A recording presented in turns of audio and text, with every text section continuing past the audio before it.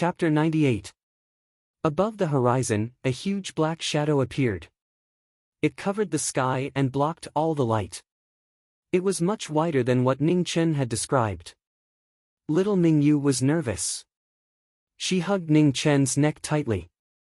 No matter how determined a little girl was, she was still afraid of this unknown monster. Chirp! The strange bird let out a long cry and swooped down towards the two people below. Ning Chen's eyes turned cold. He stamped his foot and turned into a silver light. With a swoosh, he slashed at the bird's abdomen. Crash! Blood sprayed out. A long wound appeared on the bird's body. However, the bird was too big. It was more than 30 meters wide. After a painful cry, it quickly left. Ning Chen landed and found that the bird had disappeared. He couldn't help but frown. What was that thing? His sword couldn't cut it open. Its body was much harder than expected. There were too many unknowns in a primitive place like the Chizhou Mountains. It seemed that he had to be more careful. Roar! Suddenly, the beast's roar shook the sky. Hundreds of birds flew away in fright. The earth shook violently as if there was an earthquake. Little Mingyu hugged Ning Chen even tighter. The nervousness on her face became more intense. Ning Chen walked forward quietly. The ink sword in his hand was still dripping with blood. He knew that tonight wouldn't be easy. No wonder no one entered the Chizhou Mountains. Even martial artists didn't want to try. Just the strange bird just now was enough to make martial artists below the 7th rank unable to deal with it. In the past, he met one when he fell off the cliff. Today, he met another one. It seemed that this thing wasn't as rare as he thought. There were monsters every year, but there were especially many today. Boom! At this moment, the world suddenly shook. A huge fist fell from the sky. It was as heavy as a small mountain. It was so heavy that it made people breathless. Ning Chen narrowed his eyes. He took half a step back. His left hand was covered in a dark yellow light. True Qi flowed through his body. He gathered all his strength into one punch. With a rumbling sound, the aftermath spread out. The ancient trees around couldn't bear such a huge force. They broke apart and flew everywhere. The owner of the giant fist revealed himself. It was actually a beast ape that was about 30 meters tall. Its entire body was covered in dense brown hair. It had an ugly appearance and looked very frightening. Roar! The giant ape roared at the sky, and the terrifying sound waves turned into a gale, blowing up the fallen leaves. A mere beast dares to be so arrogant? Kneel! Ning Chen coldly snorted. His left hand opened into a palm and grabbed the giant ape's fist. The thick earth energy erupted and he suddenly pulled it downwards. However, with a thud, the giant ape lost its balance and fell to the ground with a loud crash. For a moment, the heaven and earth shook. The ink sword moved, condensing into frost. Just as it was about to end this beast's life, it was stopped by little Mingyu. "Don't kill it," said Mingyu. Ning Chen frowned. When did little Mingyu become so soft-hearted? As an emperor, how could he be so soft-hearted? We were the ones who trespassed into its territory. It was only protecting its home, Mingyu explained softly. Fear also appeared on the giant ape's ugly face. It lowered its head to show its submission. Ning Chen was unwilling to go against little Mingyu's wishes. He withdrew his ink sword and coldly said, "Get up." Hearing this, the giant ape actually stood up, as if it could understand human language. Ning Chen looked at the path that was blocked by the big guy and frowned again. "Move aside, don't block the way." The giant ape carefully moved aside, afraid that it would make the terrifying human in front of it unhappy again. "I'll get down and walk on my own," said Mingyu softly. "Okay," replied Ning Chen. He then squatted down and put the little girl down. Mingyu held the big hand in front of her and smiled at the big guy beside her. Then, she walked forward with small steps. Ning Chen followed and thoughtfully glanced at the giant ape. This big guy should have seen humans before and even interacted with them for a long time. Otherwise, it shouldn't be able to understand human language. No matter how smart a creature was, it was impossible to be born with the ability to understand human language. Even humans couldn't do it, let alone a beast ape. It seemed that there were still people who had set foot in this place. However, he didn't know who was so bold and bored to actually teach a monster to understand human language. Thinking of this, Ning Chen stopped and turned around to look at the giant ape. He shouted, "Hey, big guy, have you seen humans before?" "Woo!" The giant ape nodded its head in response. "Can you bring us to take a look?" asked Ning Chen. "Woo!" The giant ape nodded again in response. Ning Chen held little Mingyu's hand and with a stomp of his feet, he turned into a stream of light and landed on the big guy's shoulder. Then, he said, "Let's go." Roar! The giant ape roared towards the sky, scaring the little girl. "Don't shout!" Mingyu shouted in dissatisfaction. The giant ape immediately shut its mouth and silently took large strides forward. The trees in the primitive land were too tall. The giant ape was already 10 feet tall, but it still didn't stand out among them. It was like a child next to an adult. The giant ape's skin was rough and thick. It didn't matter if the branches and vines hit it, but little Mingyu couldn't. Therefore, the one who had the hardest time was Ning Chen. He used his true chi to protect the little girl, afraid that she would get hurt. Boom, boom, boom. Fortunately, not long after, they heard the deafening sound of a waterfall.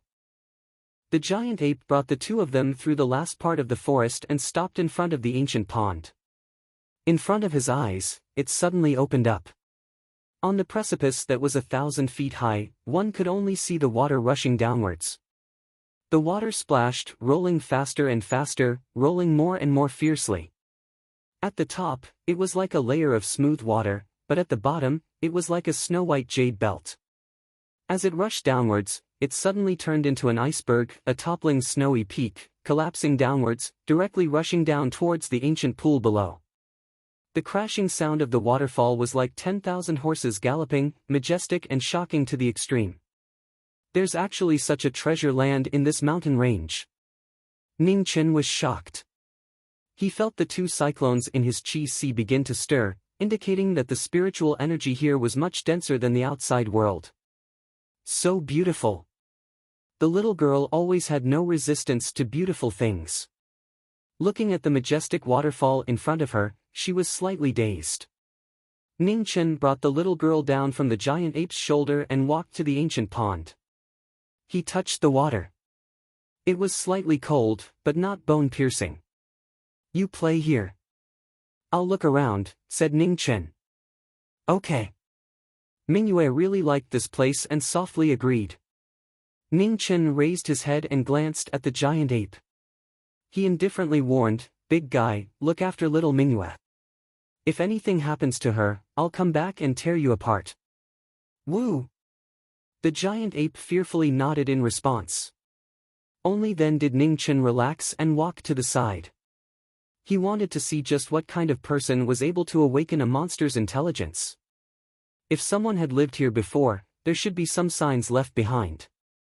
After all, humans and monsters were different. After searching for a while, Ning Chen finally found a stone house 300 meters away from the waterfall. The surroundings were already covered in weeds. If you didn't look carefully, you would think it was just a large rock. The door of the stone house had already been corroded by the passage of time. It looked like it had at least several hundred years of history. There wasn't much inside the house. There was only a stone bed and a stone table. There wasn't even a stool. It should have been turned to dust by the merciless passage of time. Ning Chen stepped forward and found a piece of paper on the stone table. It was an ordinary piece of paper, but it appeared so unusual in this place. Even wood couldn't withstand the erosion of time and turn to dust, but an ordinary piece of paper could be preserved in good condition. There were a few words written on the paper. They were very clear and not difficult to understand. Encountered a little beast ape. Mother passed away. My heart was compassionate. I protected you for 10 years and left, G. Teicher. There were only a few words written on the paper. There was no other words. The content didn't seem to be anything special. But the name signed at the end shocked Ning Chen greatly. G. Teicher, 3 simple words, but they were more important than Mount Tai. The first imperial tutor of De Xia, the head of the 3 ministers, the founder of Confucianism 1,000 years ago. He was also known as the Master. The rule that the 3 ministers were not allowed to interfere in politics was also set by the Master. The 1,000 years of De Xia were inseparable from the contributions of Confucianism. Although Confucianism was gradually corrupted by power, it was undeniable that without Confucianism, De Xia wouldn't have been invincible for 1,000 years. It could be said that these 1,000 years were Confucianism's 1,000 years. Even the brilliance of Eternal Knight's sect was somewhat suppressed by Confucianism. Eternal Knight's sect believed in God, while Confucianism believed in human. The two were in fierce conflict and couldn't tolerate each other. In today's world, the only orthodoxy that could be compared to Eternal Knight's sect was Confucianism. This was also the reason why De Xia could prosper for so long. 1,000 years ago, God's ideology was so powerful. To be able to establish Confucianism under such conditions, one could see how amazing the Master was at that time. The Master opened the spiritual wisdom of the people of De Xia. They no longer blindly believed in God, and this made the world more rational and less ignorant. Ever since then, in Great Xia, teachers could no longer use the word teacher casually. Those who could be called teacher were all university quizzes. Ning Chen knew all this clearly, so he wasn't shocked by this. What shocked him was that he had seen the handwriting on the paper before. He had stayed in the academy for 2 months. There was also a master in the academy, who looked very old. The master was very old, so old that he almost couldn't write anymore. In the entire academy, he was probably the only one who had seen the master write. At that time, his legs had just been crippled and he couldn't adapt to anything. His whole body slowed down. He learned slowly and walked slowly. Fortunately, he met the master who was also very slow. Therefore, other than chopping firewood, he liked to listen to the master's classes the most. On the night before he left the academy, he talked to the master for an entire night. They talked about many things, including many secrets that had been buried in his heart for a long time. He even told the master that he wasn't from this world. The master didn't say anything. He only wrote 4 words, "Go with the flow." It was written in the snow and disappeared with the wind. He didn't notice it at that time. It wasn't until today when he saw the words on the paper that he remembered. This matter was too shocking and too unbelievable. The master from 1,000 years ago was still alive. Chapter 99. The headmaster was in the academy. Ning Chen was so shocked that he was speechless. 1,000 years had passed. Was the headmaster still alive? But he had never heard of anyone who could live for more than 1,000 years, not even an innate expert. He did not know how long an innate expert could live in this world. 300 years, 400 years, or 500 years. But it was definitely not 1,000 years. Moreover, the headmaster did not have the aura of a warrior. No matter when, there was no sign that the headmaster had practiced martial arts. Not 1,000 years ago, not 1,000 years later. On the other hand, the headmaster was really old. He was so old that he was like an ordinary old man with 1 foot in the grave. The feeling of having 1 foot in the grave could not be deceived. He even felt that the headmaster could not live for more than 10 years. He could not understand. If the headmaster of the academy was really the headmaster, then how did he survive the past 1,000 years? He could see that the headmaster was struggling. He was like an ordinary old man who was fighting against time and refused to leave. Why was the headmaster holding on so bitterly? Ning Chen could not figure it out. He tried to pick up the paper on the table to see what was going on. However, as soon as his hand touched it, the paper quickly turned to ash. Although the headmaster's brush and ink helped the paper resist the erosion of time, it had reached its limit. After all, The human body was contaminated with too much of the aura of the mortal world. The paper, which had been close to the boundary point, could not bear it anymore. Ning Chen sighed in his heart and turned to leave. It seemed that he had to go back to the academy and ask the headmaster himself when he had time. Chirp, chirp, suddenly, a series of shocking cries sounded in the sky. Ning Chen's expression changed instantly. His figure flashed and he rushed to where little Mingyu was. He covered a distance of 1,000 feet in the blink of an eye. He saw the giant ape grab a huge stone and throw it into the sky. In the dark sky, the huge stone hit one of the strange birds. It screamed miserably and a lot of feathers fell. However, there were too many strange birds and they were too strong. It was not a problem that the giant ape could solve with 1 or 2 stones. Okay, you protect little Mingyu. Leave the rest to me. Ning Chen looked up at the dark sky and narrowed his eyes slightly. Wu, the giant ape, responded with a trace of fear. Useless. The headmaster taught you for 10 years in vain. As soon as he finished speaking, Ning Chen stomped his foot and turned into a silver light that shot into the sky. In the next moment, the sword light tore through the sky, drawing a black brilliance in the 9 heavens. Then, blood sprayed out and a large amount of blood sprinkled down. Warriors below the Xiantian realm couldn't stay in the air for a long time. As Ning Chen landed, he stepped on the body of a strange bird.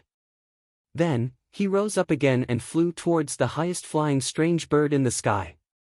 This was the strange bird that he had slashed earlier. Its feathers were still stained with blood, but its wounds were gradually healing at an astonishing speed. Chirp! The leader of the strange birds in the sky screamed. The 4 strange birds circling around it immediately swooped down and crashed into the humans in the sky. A flying feather, a sword of heaven and earth. In the dazzling silver light, Ning Chen turned into a huge silver sword and pierced through the bodies of the 2 strange birds. The black sword condensed into frost and cut through the sky, illuminating the entire sky. Whoosh! There was a terrifying cry as one of the strange bird leader's wings was chopped off by the black sword. Blood sprayed out like rain. The leader of the strange birds could no longer support itself with a broken wing. It screamed miserably and then quickly fell down. The rest of the strange birds panicked and flew towards their leader in large groups. In a panic, they used their bodies to support the ladder and hurriedly escaped. However, at this moment, Ning Chen's sword arrived again. He stepped on the body of the strange bird leader and cut open the other wing. Fresh blood splattered all over the strange birds below. Their screams became more and more panicked. They flapped their huge wings with all their might, desperately trying to escape. Ning Chen's cold eyes showed no mercy. The dark yellow light around his body flickered and the chi of thick earth exploded. With a heavy kick, he kicked the leader of the strange birds down. The strange birds below couldn't bear the sudden weight. They screamed in fear and helplessness as they watched their leader fall and crash onto the ground. It's your turn. Ning Chen snorted coldly and used the momentum to land on the body of a strange bird. His sword pierced through the bird's body and directly stabbed into its back. In the next moment, the black sword slashed across the strange bird's body and directly cut it in half. Seeing this miserable situation, the rest of the strange birds couldn't bear the fear in their hearts and frantically fled. They were afraid that if they were a little slower, they would end up being cut into pieces. Ning Chen landed from the sky and didn't chase after them. This warning was enough. He couldn't kill all the strange birds, and there was no need to. Of the 2 strange birds, one was dead and one was injured. The injured one was breathing out more than it was breathing in.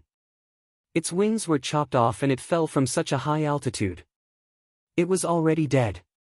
Beside the ancient pond, little Mingyu was well protected by the giant ape. Not a single drop of blood was stained on her. This made Ning Chen very satisfied. Woo! Seeing the terrifying human walking over, the giant ape didn't just express its submission. There was also a trace of struggle in its eyes. The giant ape was too tall, so Ning Chen didn't notice it. He took little Mingyu and was about to leave. Woo! The wild desire finally won over the fear. The giant ape nervously stopped the two and glanced at the strange birds in the distance with a pleading expression. Ning Chen stopped and frowned. He didn't understand what was going on. Little Mingyu seemed to understand a little. She pulled the former's sleeve and pointed at the strange bird. It seems like it wants something from the big strange bird. Woo woo. The giant ape nodded. Ning Chen thought for a moment and walked forward with little Mingyu. He raised his head and asked, "Where is it?" The giant ape pointed at the strange bird's head. The nervousness on its face became even more intense. "Mingyu, step back," Ning Chen said softly. "Okay." Mingyu obediently took a few steps back. Ning Chen reached out and touched the strange bird's head. He sent his true qi into it. A moment later, his eyes narrowed. It could actually sense spiritual qi. Swish! He unsheathed his ink sword and cut open the strange bird's head. As blood sprayed out, a walnut-sized green bead flew out. Ning Chen went forward and grabbed it. He looked at it carefully but couldn't find anything. He then casually tossed it to the big guy. "Take it." Woo woo. The giant ape's nervous expression instantly turned into joy. It took the bead and ate it without saying anything. "What is that?" Little Mingyu was disgusted and asked with a strange expression. "I also don't know." Ning Chen shook his head. He couldn't see anything special about it. It was like a condensation of spiritual qi. He had never heard of such a thing. The probability of it appearing should be very small. No wonder this strange bird's body was so sturdy. It was obviously about to become a spirit. Roar! At this moment, the giant ape suddenly looked up and roared. Its entire body emitted a green light, and then it quickly shrank. 30 meters, 20 meters, 15 meters, the light became brighter and brighter. The giant ape also shrank until it was about the same height as little Mingyu. Then, it gradually stopped. After shrinking, the giant ape didn't look so ugly and funny anymore. Instead, it looked much cuter. Little Mingyu's eyes bloomed with joy. She reached out and patted the giant ape's head. She was very surprised. Ning Chen couldn't figure it out, but he didn't think too much about it. The teacher could live for 1,000 years. What was so strange about this? "Let's go." Ning Chen held little Mingyu's hand. After such a long delay, they still had to hurry on. Mingyu reluctantly looked at the giant ape and followed with small steps. Woo woo. The giant ape grabbed the corner of the little girl's clothes and followed them. Ning Chen stopped and frowned again. He asked, "You want to go with us?" Woo. The giant ape nodded, looking uneasy. Ning Chen looked at little Mingyu and sighed in his heart. Wasn't it just raising a monkey? As long as little Mingyu was happy. Follow if you want. After saying that, Ning Chen held little Mingyu's hand and continued walking. The giant ape was delighted and followed them. Mingyu was in a good mood. She said sweetly, "Let's give it a name." Xiao Huang. Ning Chen said casually. Mingyu pursed her lips. She was a little dissatisfied, but she still accepted the name. Xiao Huang it was. It was a little unpleasant to hear, but it was easy to remember. After the two people and the ape left, the stone house outside the waterfall finally couldn't withstand the continuous shaking and collapsed. It completely buried the traces of the teacher's life. The cold night was still a little cold. The bright moon hung high in the sky, sprinkling the cold water on the ground. After going around the big waterfall, there was an endless mountain range. The Chizhou mountain range was very big. If they wanted to cross it, they would have to cross at least 2 mountains. They were not even halfway there. There was less than 2 hours before dawn. After walking for a while, little Mingyu became sleepy and fell asleep on Ning Chen's back. Ning Chen didn't stop and continued walking. The little ape followed behind him. They walked lightly, not daring to disturb the little girl who was sleeping soundly. The second mountain range was much bigger than the first. The moment Ning Chen set foot on it, he felt a little uneasy. A martial artist's perception was much more sensitive than ordinary people. This feeling was as if he was being watched by something terrifying. He was at the peak of the 8th rank. Something that could make him feel uneasy was at least equivalent to the 8th rank of a human, or even higher. The little ape also became restless.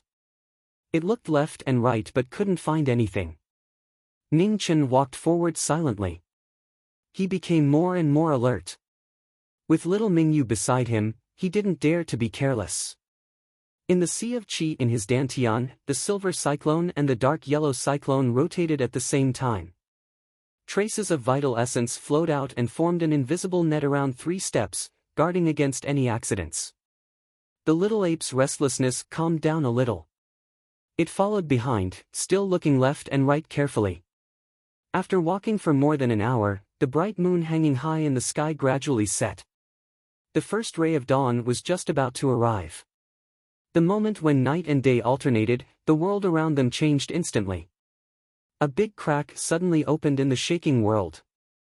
It was like the mouth of a giant beast, swallowing the 2 people and the ape above. The next moment, the crack closed with a bang. The world returned to normal. The cold wind blew and the fallen leaves danced. In the blink of an eye, all traces were covered. It was as if nothing had happened. Chapter 100. The wind whistled past his ears and his body fell faster and faster. At this critical moment, Ning Chen pulled out his black sword and stabbed it into the stone wall in front of him, stopping his fall. The little ape hugged the former's leg and barely managed to stop its body. Ning Chen looked down and saw that it was so dark that he couldn't see the end of it. The path above was sealed and the bottom was so deep that he couldn't see the end. It was really difficult to go up and down. Little Mingyu was also awakened by this sudden movement. Looking at the darkness around her, she subconsciously hugged the only thing she could rely on. "I'm here. It'll be fine." Ning Chen comforted her gently. "Okay." Mingyu hugged him even tighter. "Hold on tight. We're going down." As soon as he finished speaking, Ning Chen pulled out the sword that was stuck in the stone wall, and his body fell down again. Just like this, Ning Chen would use his black sword to slow down his fall every few dozen feet. Little Mingyu was protected by his true qi and was safe. After a long time, the 2 finally reached the ground. The little ape also obediently stayed on the side and watched. It didn't even dare to breathe loudly. Ning Chen took out a match and blew on it. He saw a path in front of him with the light. This was the only path. Ning Chen walked forward. After walking for a while, he gradually saw a light far away. It was very clear, but it wasn't the light of the sun. It was the unique spiritual light of a martial artist. He was also a martial artist, so he wasn't unfamiliar with this kind of light. However, this kind of invisible pressure faintly suppressed any powerhouse he had ever seen. Ning Chen was very shocked. How could there be such a powerhouse in this kind of place? There was no doubt that this person was at least one of the 5 strongest Xiantian powerhouses in the world. He might even surpass them. The spiritual light coming from the distance was very peaceful. It didn't have the slightest bit of evil. It was like a calm ocean, boundless and containing all things. Ning Chen continued to walk forward. He wanted to see exactly who this person was. If a powerhouse of this level had evil intentions, they wouldn't even have a chance to escape. It didn't matter if it was far or near.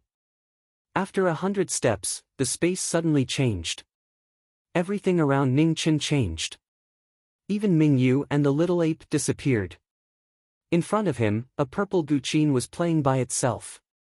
The formless sound of the great Tao spread out in circles, silently cleansing the souls of those who entered. An illusion. Ning Chen narrowed his eyes as he looked at the zither in front of him. The same situation had happened to him in the Great Hall of the Netherworld. It was very strange, and people couldn't tell if it was real or fake. In the end, the little white horse swallowed something to save him. In the state of consciousness, everything you see is real. Just at this moment, a violet-robed youth slowly walked out and sat by the zither, gently stroking its strings. Ning Chen was startled. Was this that powerful cultivator? At such a close distance, he didn't feel that formless pressure. Senior, may I ask where this place is? Ning Chen stepped forward and bowed respectfully. In the belly of a Taotai. The purple-clothed young man stopped playing the zither and raised his head to answer calmly. Taotai. Ning Chen frowned. Wasn't this a mythical monster? It actually existed. Legend has it that the Taotai was one of the sons of the dragon.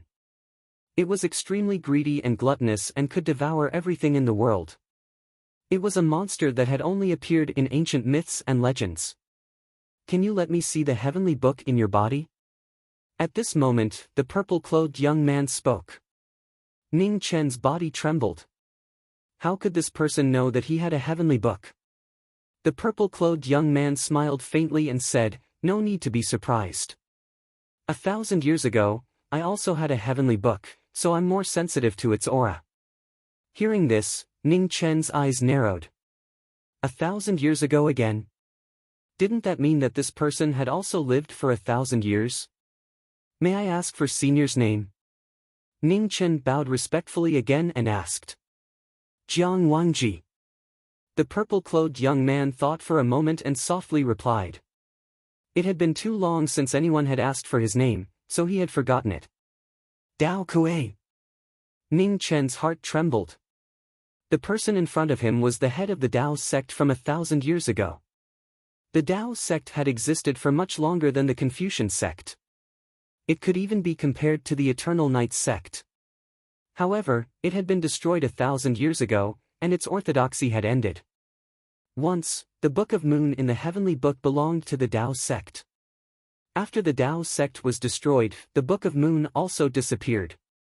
It only reappeared 100 years ago and was obtained by the Eternal Night sect. It would be a lie to say that he was not shocked to meet such an old antique here.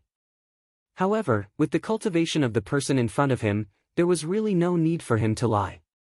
Ning Chen no longer had any doubts. He activated his internal energy, and the cyclone in his dantian rotated.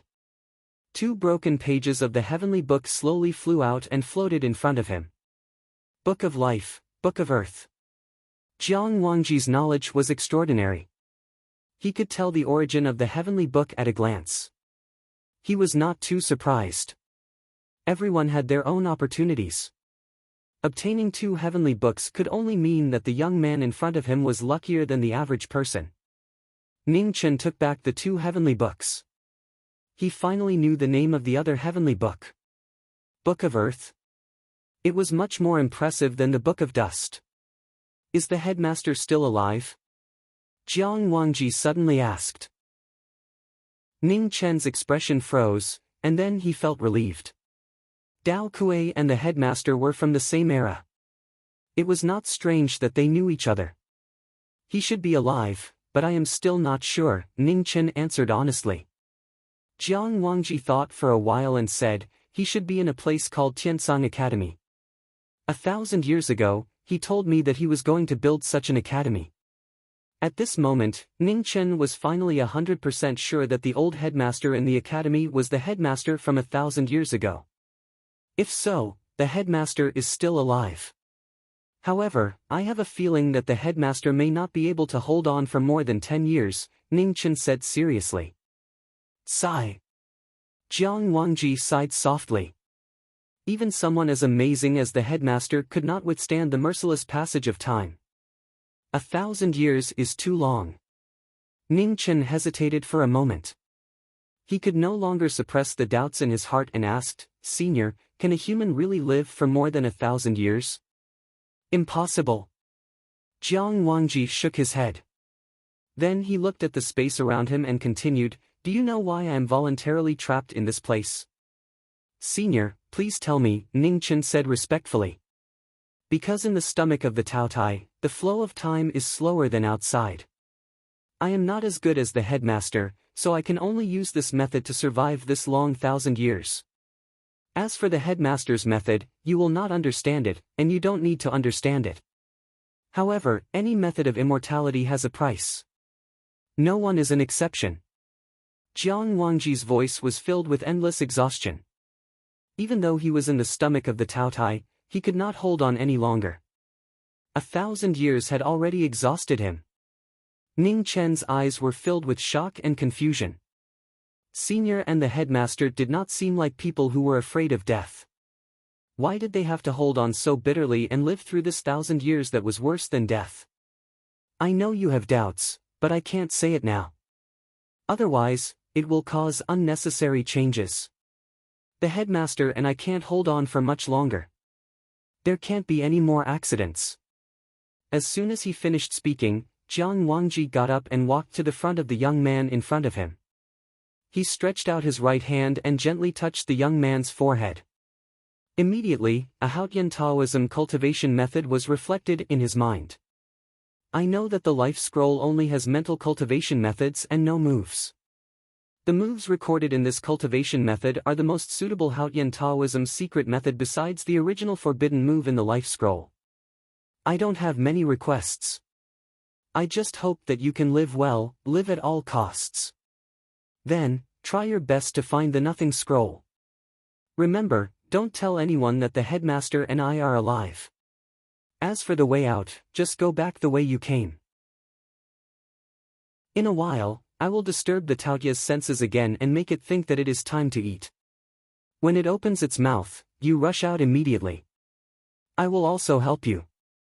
As he spoke, the surrounding space suddenly shattered. The purple figure also turned into stars and disappeared between heaven and earth.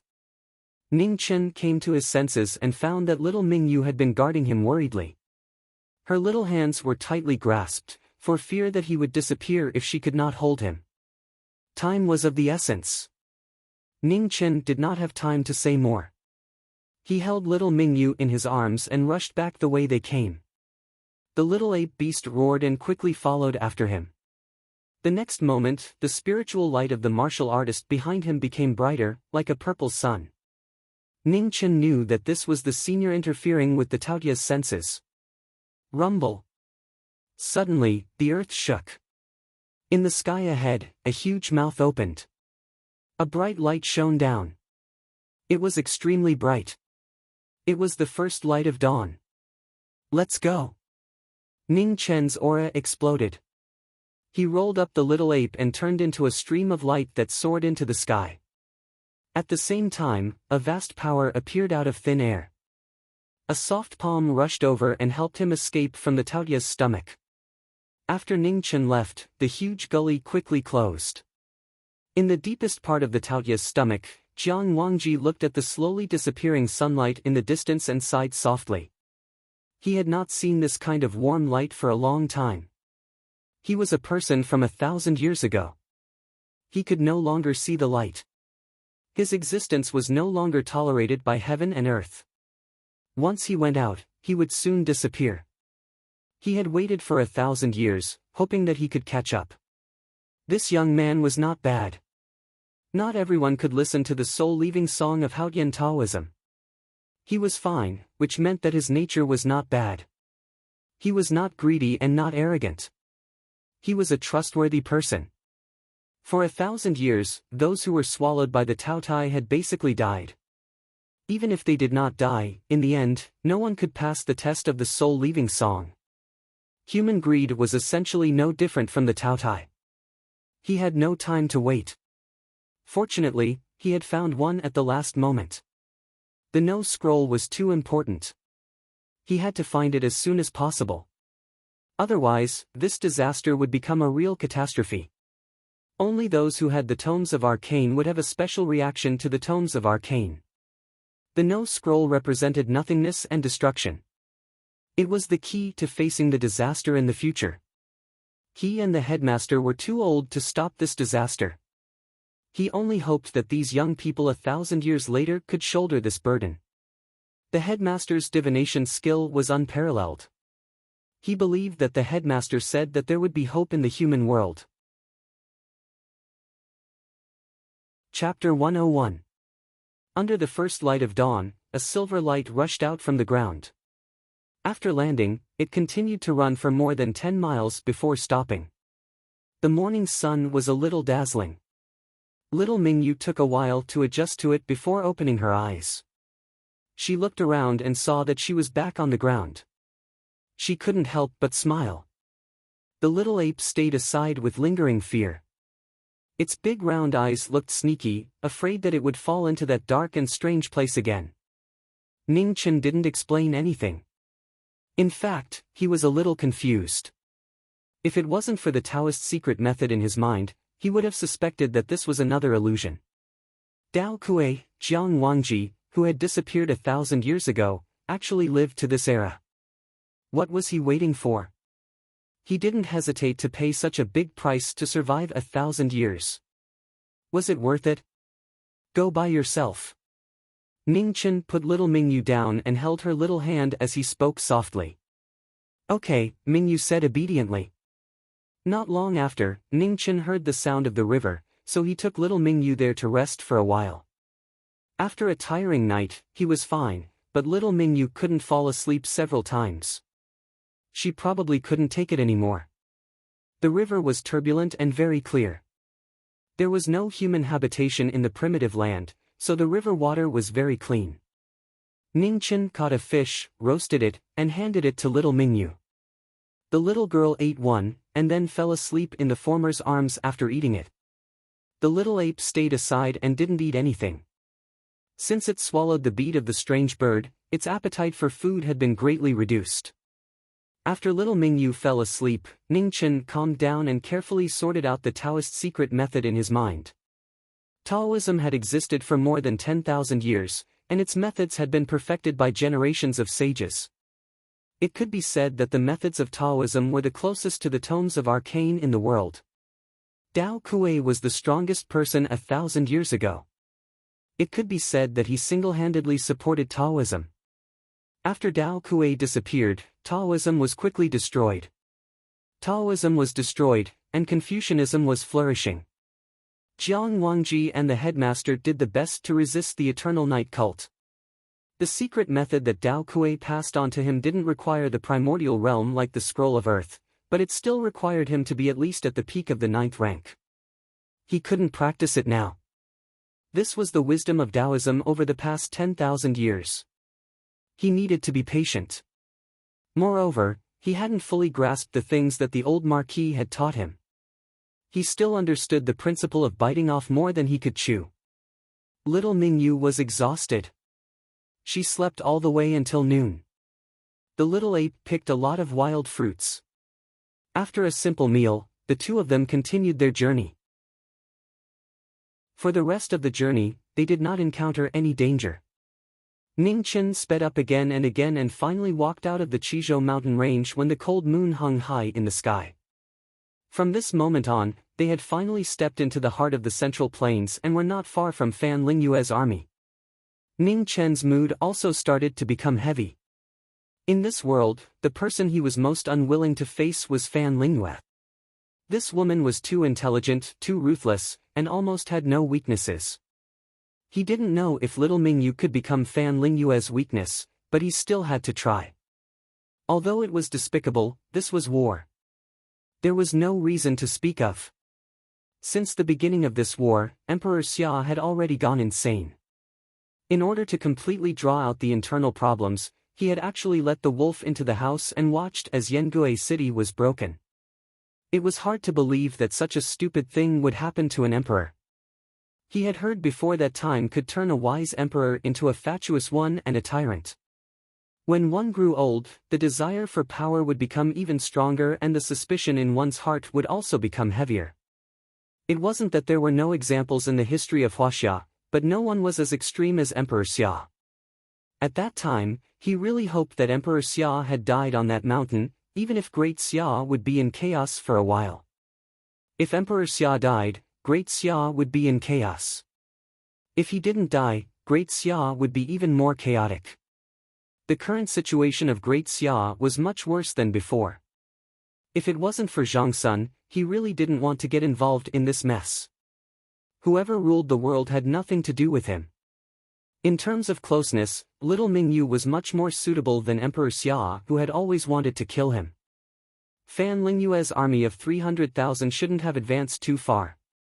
With such a big thing happening in the northern Meng imperial court, it was impossible to hide it. The hearts of the northern Meng army was the first thing that had to be resolved.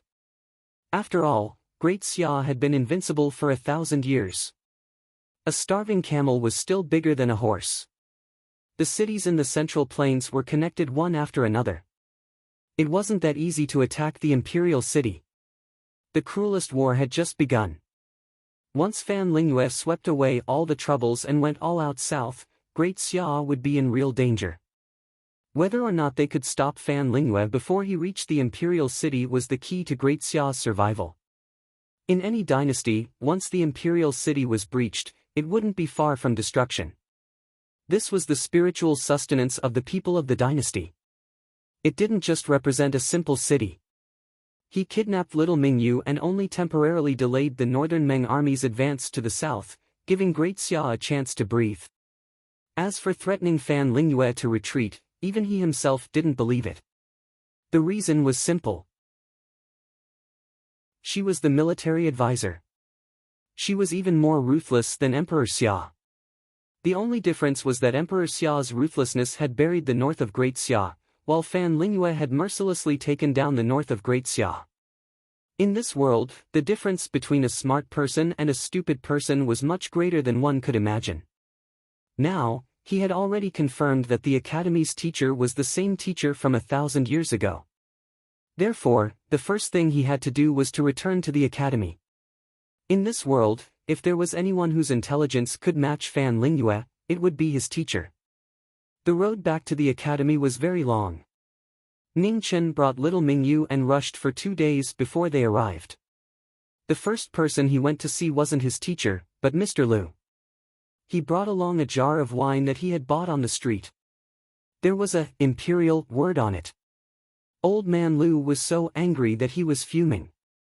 This brat had said before he left that he would bring back imperial wine for him. This time, he actually brought back imperial wine. He was grateful to his whole family. Ning Chen didn't feel any shame. Emperor Xia was chasing him all over the world.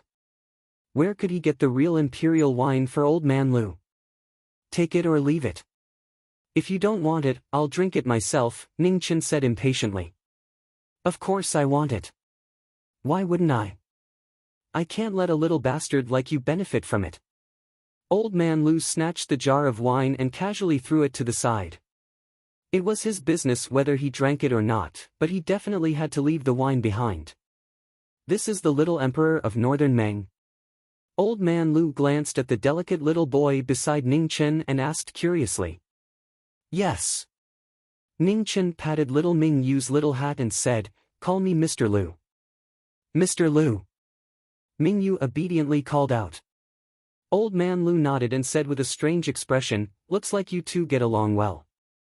Of course, I've always been very popular. Ning Chen laughed. All right, the wine is here. I have to go. Next time, I might bring you the real imperial wine. After saying this, Ning Chen held little Mingyu's hand and walked out of the courtyard. He had come here to tell old man Liu that he was safe.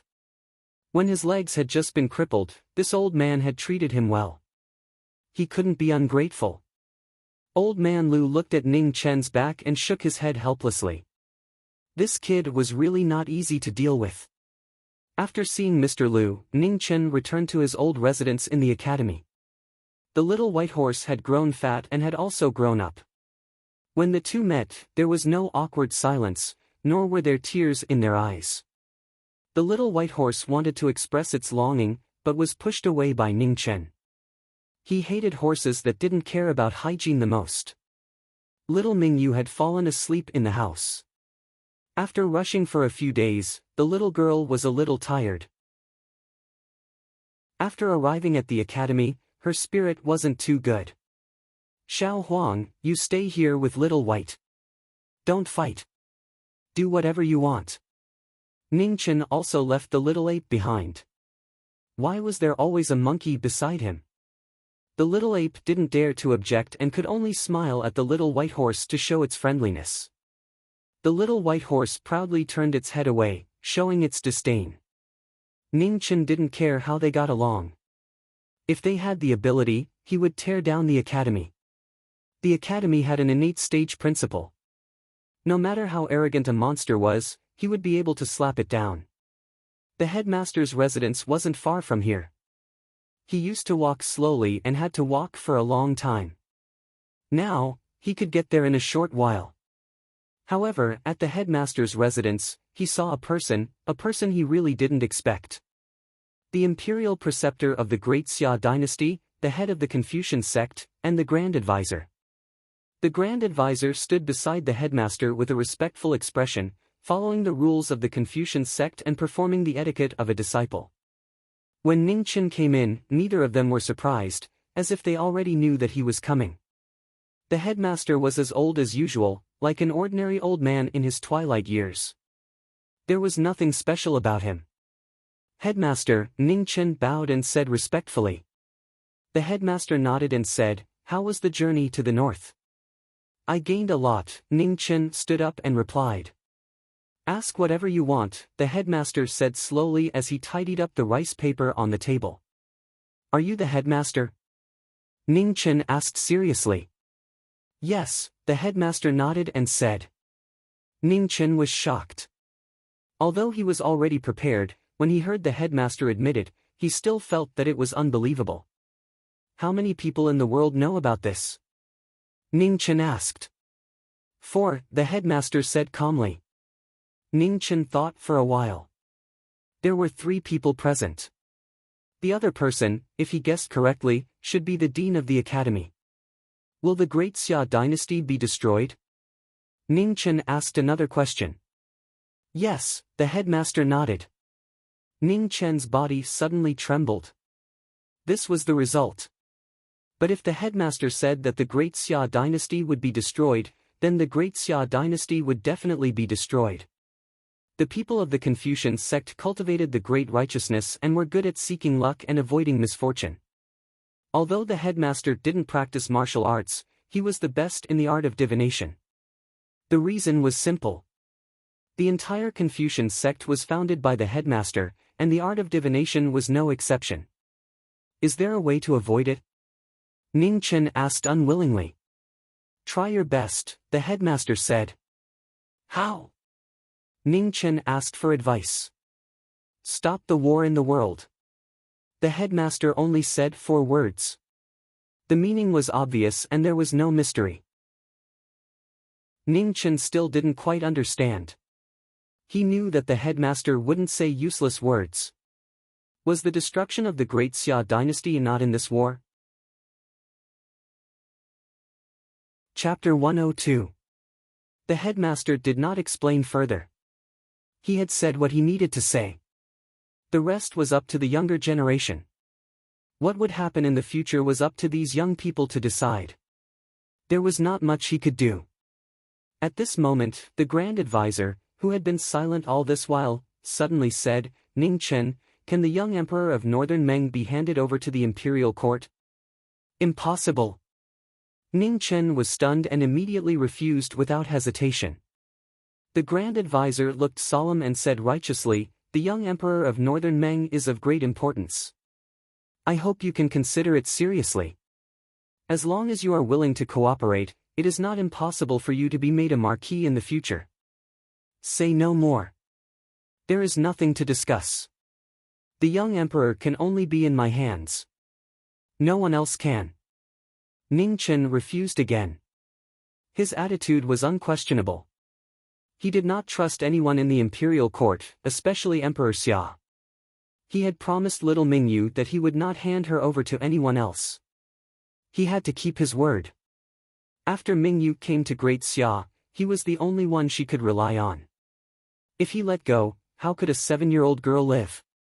As long as he was not dead, there was no room for discussion. The Grand Advisor frowned and said patiently, the young emperor will not be of any use in your hands.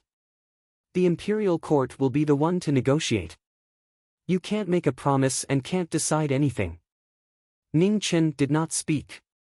The Grand Advisor was telling the truth. If they wanted to negotiate with Northern Meng, only the imperial court would be the most suitable. Seeing that the young man in front of him did not speak, the Grand Advisor continued, "Listen to me. Hand over the young emperor. Only in this way can Great Xia have more time to breathe.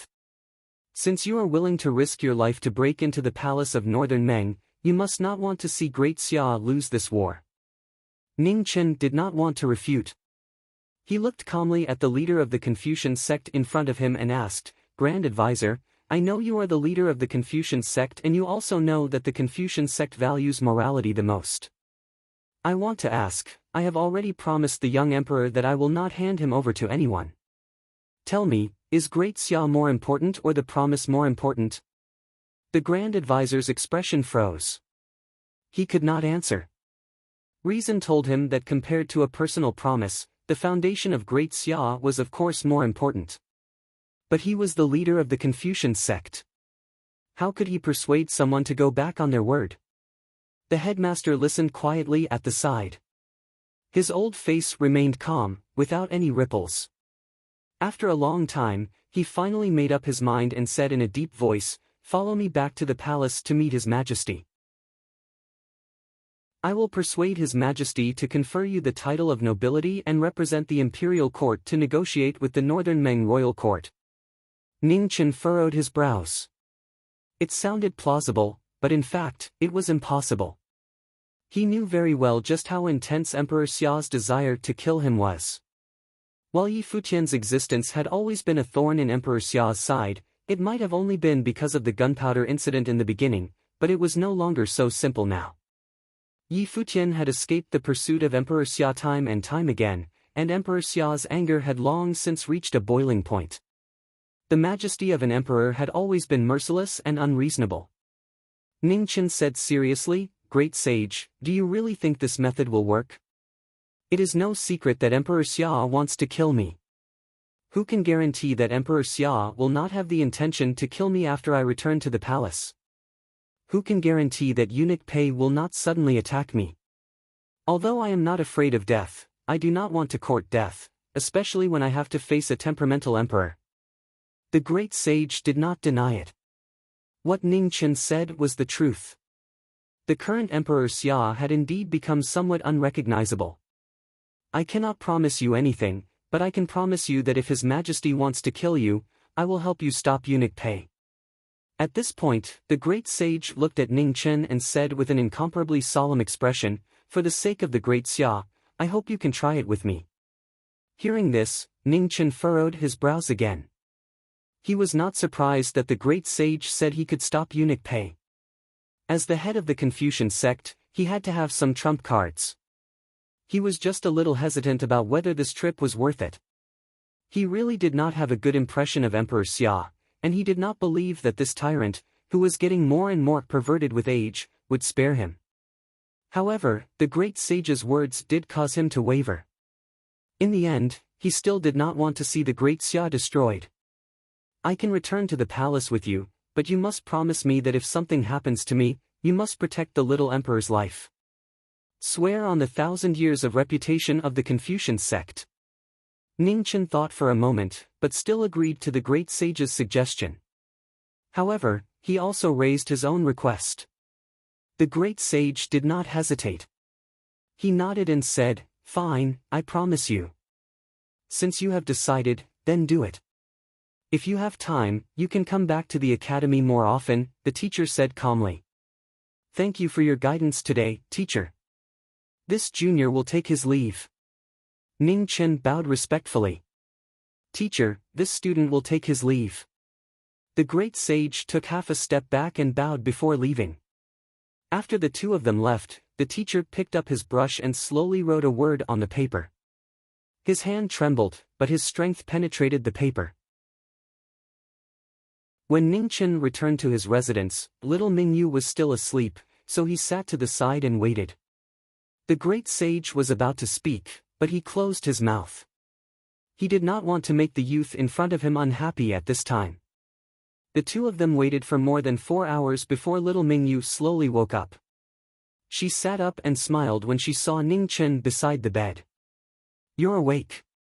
We should go," Ning Chen said gently as he adjusted the little girl's cloth hat.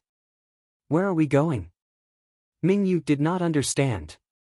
The Great Xia Imperial Palace, Ningchen said honestly. The little girl's body suddenly trembled.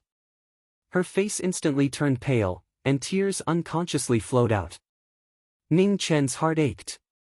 He gently pulled little Mingyu into his arms and comforted her. It's okay. I'm just negotiating with Emperor Xia. It has nothing to do with you. Mingyu raised her tear-stained head and asked, Really? Really? Ning Chen nodded seriously. All right, since he's awake, we should be on our way, the great sage said from the side. Only then did little Mingyu notice that there was a stranger in the room. She quickly got up from Ning Chen's arms and wiped away her tears. She did not want others to see her weak side. She was the emperor of Northern Meng and represented the entire Northern Meng court. She could not show any weakness in front of the people of Great Xia.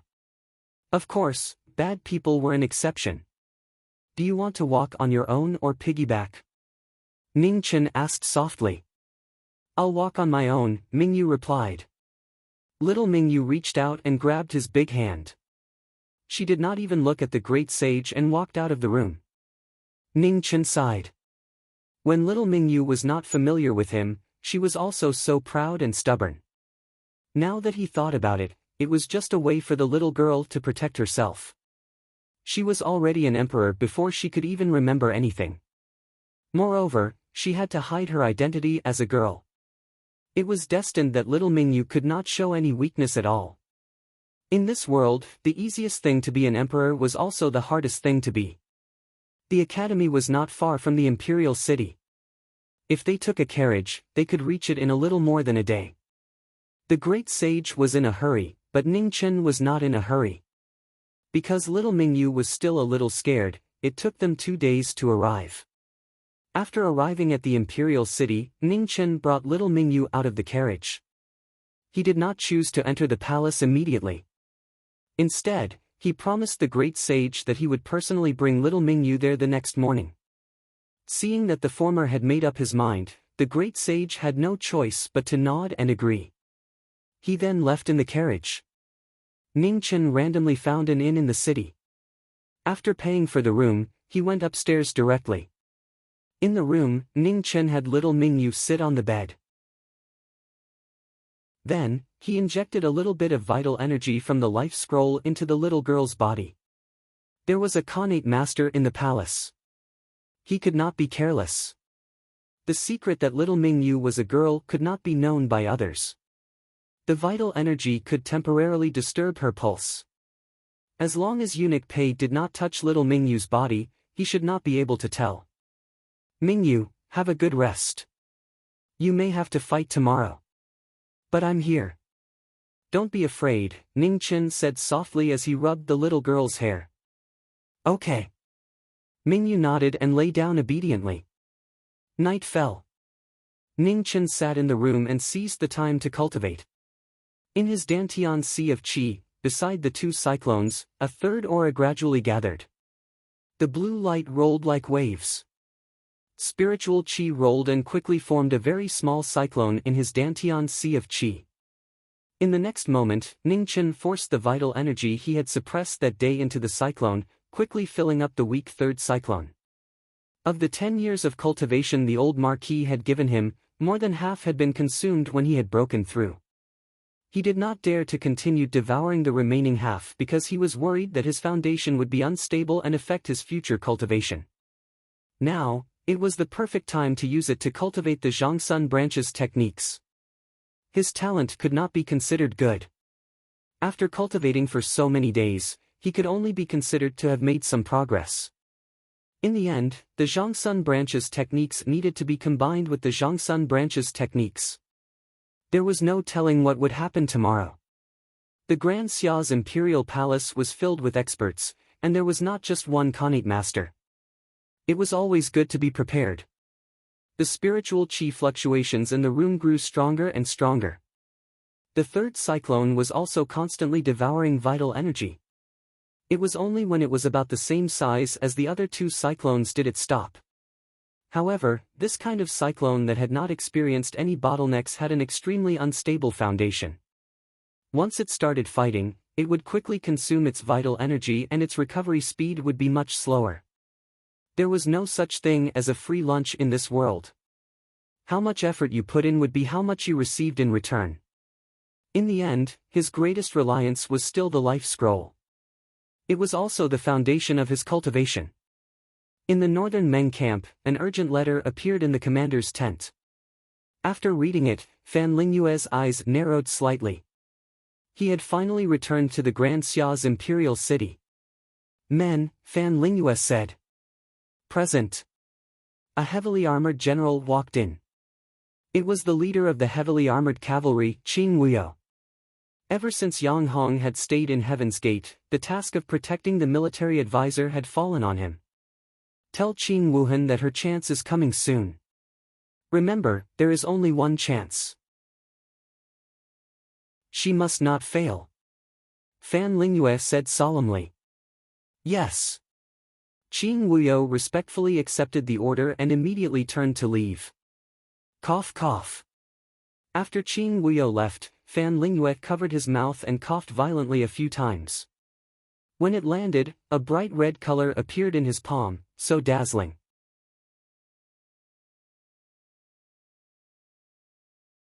Chapter 103. At dawn the next day, Ning Chen held Ming Yu's hand and walked towards the Xia Palace. The little girl's hat covered her long hair. From afar, she looked silly, charming, and cute. The morning sun was so bright that it shone on the ground and dyed it a faint golden color. The imperial guards of the palace lined up from the south gate to the front of the heavenly mandate hall. Their armor clanged, and every one of them exuded an intimidating aura. They were the most elite soldiers of the Xia dynasty. Ming Yu was a little nervous. Her little hand held the big hand beside her tightly, unwilling to let go for even a moment. The palace of the Xia dynasty had been invincible for thousands of years. With every step they took, they could feel the unparalleled pressure. This was something that no era or dynasty could compare to. Ning Chen and Ming Yu walked between the two rows of imperial guards. Step by step, their bodies were straight, and they never lowered their heads. One was a descendant of Huaxia, and the other was the emperor of northern Meng. Life could be lost, but dignity was priceless. In the heavenly mandate hall, Emperor Xia sat on the dragon throne. Zhang Sun sat beside him, and the three dukes stood quietly below. The five most powerful people of the Xia dynasty were all gathered, waiting quietly for the two who would come. Ning Chen came, holding Ming Yu's hand. He walked slowly from afar, and the moment he stepped into the hall, the atmosphere froze. Worry flashed in Zhang Xuan's eyes. She should not have come today. The imperial harem should not interfere in politics. This was the rule of the ancestors. But she was really worried. Emperor Xia's attitude was the biggest variable today. No one could predict what would happen. Ning Chen looked at Zhang Sun and smiled gently. He was still a little shy as usual. Zhang Sun shook her head without leaving a trace, indicating that he should be careful and not be rash. At this moment, Emperor Xia said calmly from the dragon throne, Ning Chen, hand over the emperor of northern Meng and the secret recipe of that thing, and I will let bygones be bygones. Impossible, Ning Chen refused directly. Then there is nothing to talk about, Emperor Xia said calmly. Men, arrest this traitor. Yes. As soon as he said this, two captains of the Shadow Dragon Guards appeared. There was also a huge commotion outside. Imperial guards rushed in groups and blocked the way out of the heavenly mandate hall. They blocked all escape routes. Everyone's expression changed, especially Zhang Sun. She gripped her chair tightly, and there was anger in her eyes. How was this a negotiation? In the main hall, Ning Chen's eyes gradually turned cold. The real qi around his body rose, and the temperature in the main hall dropped instantly. There was no wind, and snow was falling. It was as if winter had come again. The two dark dragon guards also had grave expressions. They knew that the youth in front of them was not so easy to deal with. The two of them stood on opposite sides, secretly raising their martial arts, ready to attack. The situation was very unfavorable for Ning Chen. It was not because the two people in front of him were of the 9th rank, nor was it because there were imperial guards outside the hall. It was because he did not have a sword. Other than Prince Yan, no one else in the world could bring a sword to meet Emperor Xia. After a moment of confrontation, the two hidden dragon guards attacked at the same time. Relying on their 9th grade cultivation, their palm force pressed over. In the first palm strike, two powerful forces moved together. Their aura swallowed the mountains and rivers, and heaven and earth lost their color. Ning Chen took a step back. His spirit shivered as he circulated the life scroll to its peak. Frost surged around his body as he flipped his left and right hands. He was fighting 1 against 2. Ta! In the raging wind, there was an almost undetectable sound of blood falling. Looking over, blood slowly flowed from the corners of the three people's mouths. After a palm strike, they were all injured. On the dragon throne, Emperor Xia narrowed his eyes slightly. Letting the tiger return to the mountain would eventually become a big problem. The little eunuch who did not know martial arts in the past was now able to fight two 9th grade hidden dragon guards. The situation was not good. Ning Chen did not want to delay any longer. He moved his palm, and the silver light faded. Blue waves rose up, and the vigorous real qi turned into huge waves. It was the secret of the Zhangsun family. The waves of the world flow to the east. The awe-inspiring might of God's descent turned the entire heavenly mandate palace blue. The huge waves pressed down like an ocean overturning. The two hidden dragon guards did not dare to be careless. They used their ultimate moves at the same time. Blue and white light shone brightly, and they met the shocking moves head-on.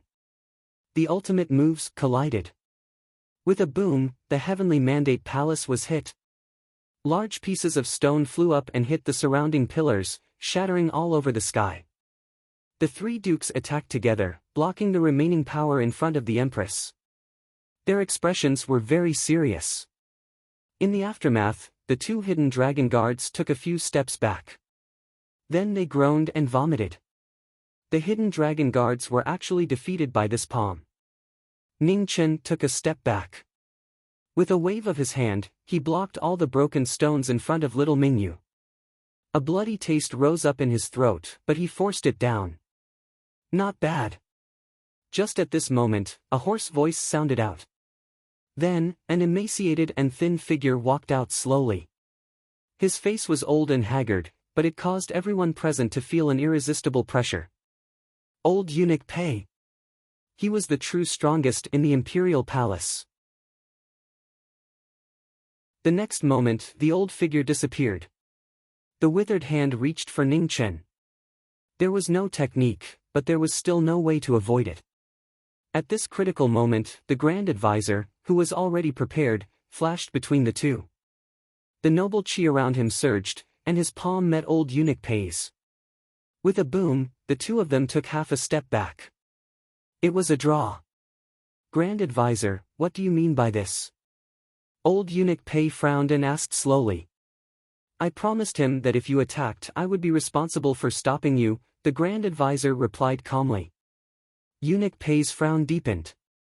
The Grand Advisor's status was special. Ordinary officials could not compare to him. It was indeed troublesome. Teacher, is this your decision? Seated on the dragon throne, the Xia Emperor spoke calmly. The Grand Advisor looked up at the Xia Emperor, sighed softly, and said, Your Majesty, this old subject will say the same thing again. The Grand Xia needs peace, and at this time, Ning Chen is the person most likely to bring about peace. Emperor Xia did not answer. Instead, he turned his head and asked, Empress, what do you think? What Grand Advisor says is my opinion, Zhang Sun replied with a grave expression. He, very good. Emperor Xia laughed coldly. He then stood up and walked down from the high platform. He came before Mingyu, who was standing beside Ning Chen. Ning Chen has performed a meritorious service by bringing back the Northern Meng Emperor. He will be conferred the title of Jiming Marquis and be granted a residence in the imperial city. The sudden change made the three directors and Zhang Xuan's expressions turn cold. For a moment, they thought they had misheard. Ning Chen's eyelids twitched violently. He felt uneasy. He felt that things were not so simple. However, the imperial edict was quickly passed down. The matter was settled, and he had to believe it even if he did not want to. Emperor Xia left after giving the imperial edict. Zhang Sun could only leave with him. Before leaving, her eyes were filled with confusion and worry. When she looked at him, she signaled for him to be careful. Ning Chen nodded. After thinking for a while, he left the palace with Mingyu. In the Grand Advisor's residence, the Grand Advisor stood in front of the desk with a grave expression. He was wondering if something had gone wrong. Emperor Xia's change was too sudden. A moment ago, he had given the order to kill, and now, he had changed his mind and made him a marquis. Xia Zi arrived with an aura of righteousness. Step by step, his steps were slow and forceful. His clothes were as white as snow, and he wore a gilded crown. His hair was as black as ink, and his face was cold and stern. His back was straight, and his figure was like a divine tree that contained an unfathomable tenacity. The person who had come was none other than the first prince, who was most likely to inherit the throne. Teacher. Chu Zi bowed respectfully. He had been taught by the Grand Advisor since he was young, and he deserved to be called teacher. The Grand Advisor nodded. He was not surprised by Xia Zi's arrival. Zi, can you tell what His Majesty is up to? Xia Zi shook his head slightly and said, I can't tell for now. Father's temperament has changed greatly, and he does things differently. Other than eunuch Pei, I'm afraid no one else in the world knows what father is up to. Doubt, doubt, doubt, doubt. The Grand Advisor sighed and wrote 4 words on a piece of paper. He looked at the heavenly mandate hall in the palace with a puzzled expression. What was the Emperor of Xia thinking? In Weiyang Palace, Zhang Sun was also frowning. He had been thinking for a whole day, but he still could not figure out Emperor Xia's intentions. Qing Ning stood quietly to the side. She already knew what had happened in the heavenly mandate hall. She should have been happy that Ning Chen had been made a marquis, but all signs indicated that things were not so simple. If Emperor Xia could let go of his killing intent so easily, Xia Kingdom would not have fallen to its current state. Emperor Xia was no longer the original Emperor Xia.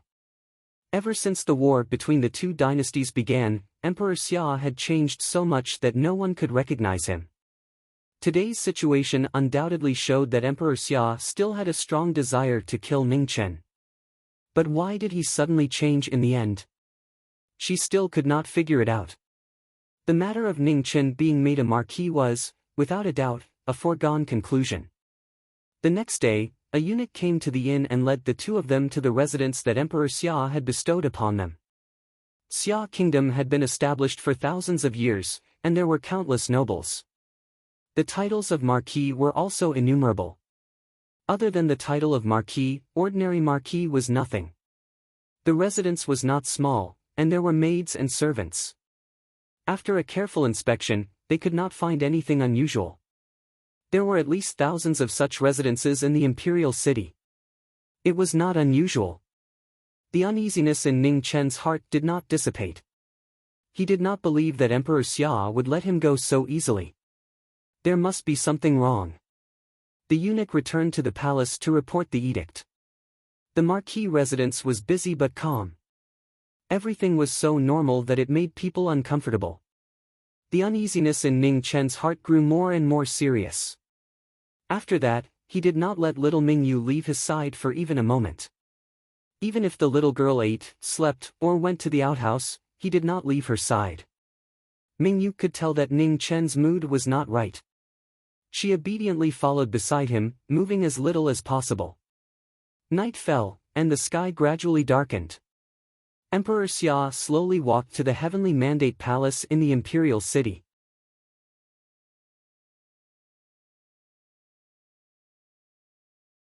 Chapter 104. It was late at night, but there were still many people who were not asleep. The Grand Advisor, the eldest grandson, Qing Ning, and the first prince were all looking in the direction of the manor of the Marquis of Jiming with worry in their eyes. An uneasy atmosphere was spreading in and out of the palace. No one knew what would happen tonight. Manor of the Marquis of Jiming. Red words were engraved on the plaque in front of the manor. Under the moonlight, they emitted a dazzling blood-red color. Ning Chen sat in his room within the manor, his brows furrowed in worry. He still couldn't figure out what Emperor Xia was planning. The night was getting darker, and the lights in the manor were gradually extinguished. Suddenly, light footsteps came from outside the door. It was a little hurried, as if something was going to happen. Ning Chen walked forward and opened the door. He saw a girl dressed as a maid holding a candle and hurrying east. He could not help but frown. It was already so late. Where was she going? Little Mingyue was still in the room, and Ning Chen did not dare to leave. After closing the door, he thought for a while and did not take it to heart. There was no fluctuation of vital energy on this maid, and she was not a threat to him. Not everyone could hide their martial cultivation like Fan Lingyue. It was enough that there was one Fan Lingyue in the world. It was impossible for there to be a second one. Little Mingyue lay on the bed, tossing and turning. After a while, she sat up and said sadly, "The candle is too bright. I can't sleep." Ning Chen was startled. He was so busy thinking that he had forgotten about this. Ning Chen got up to blow out the candle. At this moment, his body trembled, and his expression changed. Candle, oh no. He was too careless. The moon was so bright outside. Why did the maid have to hold a candle? Wasn't it unnecessary? In this world, he was all too familiar with things that needed to use fire. After a moment of thought, Ning Chen's figure flashed. He picked up little Mingyue and rushed out of the manor without saying a word. However, he was still half a step too slow. The next moment, an earth-shattering explosion sounded. It was as if thunder from the ninth heaven had struck the world. The loud explosion instantly woke everyone in the imperial city. Qing Ning and the Grand Advisor, who had been paying attention, suddenly changed their expressions. How could it be? In front of the heavenly mandate palace, Emperor Xia looked at the sudden explosion in the imperial city and laughed crazily. "Old dog Pei, what do you think of my gift?" Emperor Xia laughed wildly and crazily. Although those useless people of the celestial workshop were unable to find the formula, they still found the way to explode. So what if they were not powerful enough? He had plenty of manpower and money. He had already ordered the entire Jiming Marquis residence to be buried full of medicinal stones. He had been waiting for this moment. Amidst the flames, Ning Chen, who was holding little Mingyu, was sent flying 10 feet away by the aftershock. As soon as he landed on the ground, he suddenly vomited a mouthful of blood. "Xia Rui, you old man!" Seeing that the mansion behind him, along with hundreds of servants, was instantly engulfed in the sea of fire, a vicious glint flashed in Ning Chen's eyes as he shouted furiously in the direction of the palace. At the same time, outside the firelight, 3 strong breaths appeared. Each of them was at the later stage of level 9 or the peak of level 9. They were the 3 commanders of the hidden dragon guards. In front of the heavenly mandate palace, Emperor Xia's laughter gradually stopped, and he said calmly, "Old dog Pei, go and take a look. If they don't live up to your expectations, you can do it yourself." "Yes." Old eunuch Pei bowed respectfully, then turned into a streak of light and shot towards the sea of fire in the imperial city. In the Duke of Grand Wisdom's manor, the Duke of Grand Wisdom's feet moved. Just as he was about to move, he was blocked by Duke Xiu. "Duke Xiu, you!" The Duke of Grand Wisdom's expression was slightly angry as he shouted. "Emperor Xia has ordered me to keep you here. My good friend, I apologize for the offense." Duke Xiu retracted her feather fan and sent out a palm strike towards the Duke of Grand Wisdom. The Duke of Grand Wisdom had no choice but to use his own moves to deal with it. The righteous Qi of the Confucian school was a match of supreme arts, and it was difficult to determine who would emerge victorious. To the side, Duke Jingwu had also arrived. He sighed softly and did not help either side. In front of Weiyang Palace, the Imperial Guard quickly surrounded it. Several of the Imperial Guard leaders stood guard at the entrance, blocking Qing Ning's path. Zhang Xuan's expression was extremely ugly, and the flames of anger in his heart rose. Had Emperor Xia gone mad? In the Marquis Jiming's manner, Ning Chen carried little Mingyu on his back in front of the raging flames. Soon after, with a ripping sound, he tore open his clothes and tied the little girl to his body in circles. Today, whether dead or alive, little Mingyu could not leave him even half a step. Are you afraid? Ning Chen turned his head and asked softly. No, Mingyu shook her head and replied. All right, then let's kill our way out together today. Ning Chen pulled out the ink sword on his back and held it in his right hand, then walked forward step by step. The three commanders of the Hidden Dragon Guard surrounded him. Their expressions were cold, and the killing intent in their eyes was not concealed at all. Having already been injured in the previous explosion, Ning Chen knew that dragging the battle out would be disadvantageous for him. Thus, he moved his ink sword and attacked first. A sword light flashed past, sweeping towards one of the commanders. A peak 8th rank martial artist against a late 9th rank martial artist. This was a battle of a whole level, and 1 against 3. The result was almost obvious. With a bang, the sword and halberd collided, causing dust to fill the air. The stone floor beneath their feet cracked, and the yellow soil spread everywhere, obscuring their line of sight. Ning Chen's slightly inferior move changed again because of the arrival of a saber and a sword behind him. Ning Chen's body flashed and moved 30 feet away, barely avoiding the combined power of the saber and the sword. The three commanders of the Hidden Dragon Guard surrounded him again, their auras becoming more and more majestic. One was a peak 9th rank martial artist, and 2 were late 9th rank martial artists. Their strength was unquestionable. Ning Chen's expression was solemn. Even if he was at his peak, he could at most deal with one of these experts. Now that he was seriously injured, there was almost no chance of winning. However, after one move, he had basically tested the strength of the three. The one holding the halberd was undoubtedly a peak 9th rank martial artist. The other 2 were slightly weaker, but they were late 9th rank martial artists. What was there to fight in such a battle? That old man Xia Rui, in order to kill him, had probably sent out the 3 strongest members of the Hidden Dragon Guard. Ning Chen understood that he could not continue fighting. Now, the most important thing was to kill his way out of the encirclement. Thinking of this, Ning Chen sheathed the black sword in his hand. With a flip of his palm, the Deathbreaker bow flew out. The bow bent like a crescent moon, and 3 arrows were shot in succession, all aimed at the commander of the Hidden Dragon Guard. The 3 arrow lights chased after the stars and the moon, each brighter and scarier than the last. The commander of the Hidden Dragon Guard's expression was solemn. He did not dare to be careless. He raised his halberd, and with a swing of the halberd, the sky was cut. There was a loud explosion. Even someone as strong as the commander of the Hidden Dragon Guard could not withstand the terrifying aftershock, and retreated 10 steps. At this moment, the black sword and Frost had already arrived in front of the other commander holding the sword. The graceful sword had thousands of changes, condensing into one. It was so fast that it was unbelievable. The second commander of the Hidden Dragon Guard's expression changed. He held his sword horizontally to block the attack, but he could not block it. The sword entered his body, and he retreated a few steps. Ugh!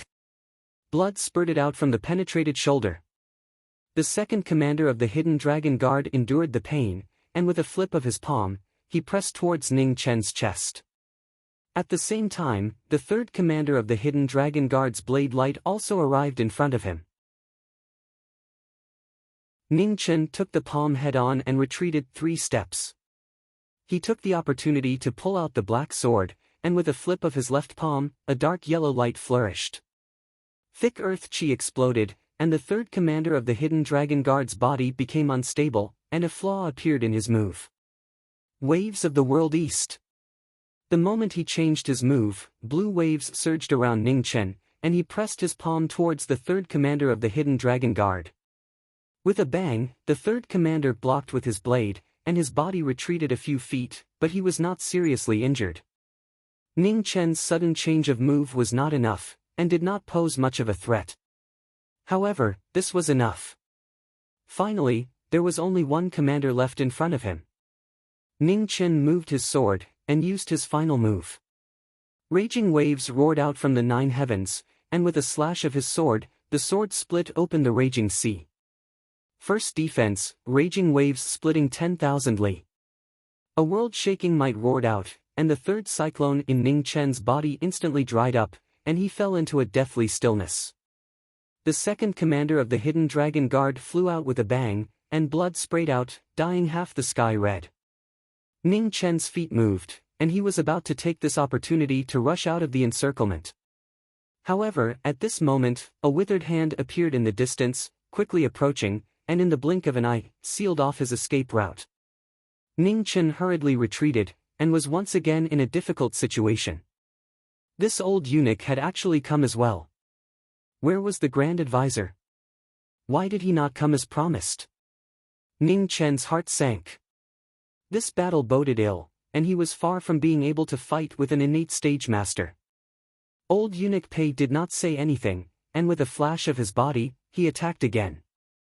Ning Chen's pupils constricted, and he was about to raise his genuine qi again, when suddenly, a sense of weakness came over him, and he staggered. Imperial Palace, Heavenly Mandate Palace. Emperor Xia stood quietly in front of the palace, looking at the scenery in the firelight, and smiled proudly, with a hint of madness. However, a scene that no one expected happened. In front of Emperor Xia's chest, a ray of sword light shot out silently, without any warning. Emperor Xia turned his head with difficulty, and the shock in his eyes could not be concealed. West Palace, it's you. Your Majesty, you were careless. Imperial concubine Wan, or should she be called Qing Wuhan, said softly. As she spoke, the sword in her hand cut another 3 inches, and a large amount of blood splattered. I didn't expect it to really be you. Before he finished speaking, Emperor Xia coughed violently, and blood spilled from his mouth. He had been careless. He had suspected the West Palace, and had even thought that Wan Yinshang was the mastermind behind the internal strife of the Great Xia. However, after Prince Yu was killed, he had temporarily suppressed this thought. He did not expect that the one who betrayed him in the end would be someone close to him. Have you practiced martial arts? Emperor Xia asked, coughing up blood. I've been crippled, or else how could I have come to your side? Qing Wuhan's beautiful face flashed with a trace of emotion. She had waited for this day for nearly 10 years. Ha, ridiculous, ridiculous. Emperor Xia suddenly turned around and pressed his palm against Qing Wuhan's chest. With a bang, blood spurted out, and the most beautiful woman in the world flew out like cotton in the rain. Her last shocked look faded as her scattered hair gradually faded. Attacks on the heart were calculated, and in the end, who would open their heart to the other party? Emperor Xia did not even look at the West Palace again. He staggered with each step, coughing up blood with each step. He dragged his dying body slowly and stubbornly toward the dragon throne in the Heavenly Mandate Palace. The high and lofty steps, the majesty of the past, had become difficult today. Emperor Xia clutched at his bleeding chest, and with each step he took, he had to rest for a moment. After a long time, the stubborn figure finally sat on the dragon throne. The next moment, crazy laughter rang throughout the Heavenly Mandate Palace, and it did not stop for a long time. He was Emperor Xia, the unmistakable emperor of the Great Xia.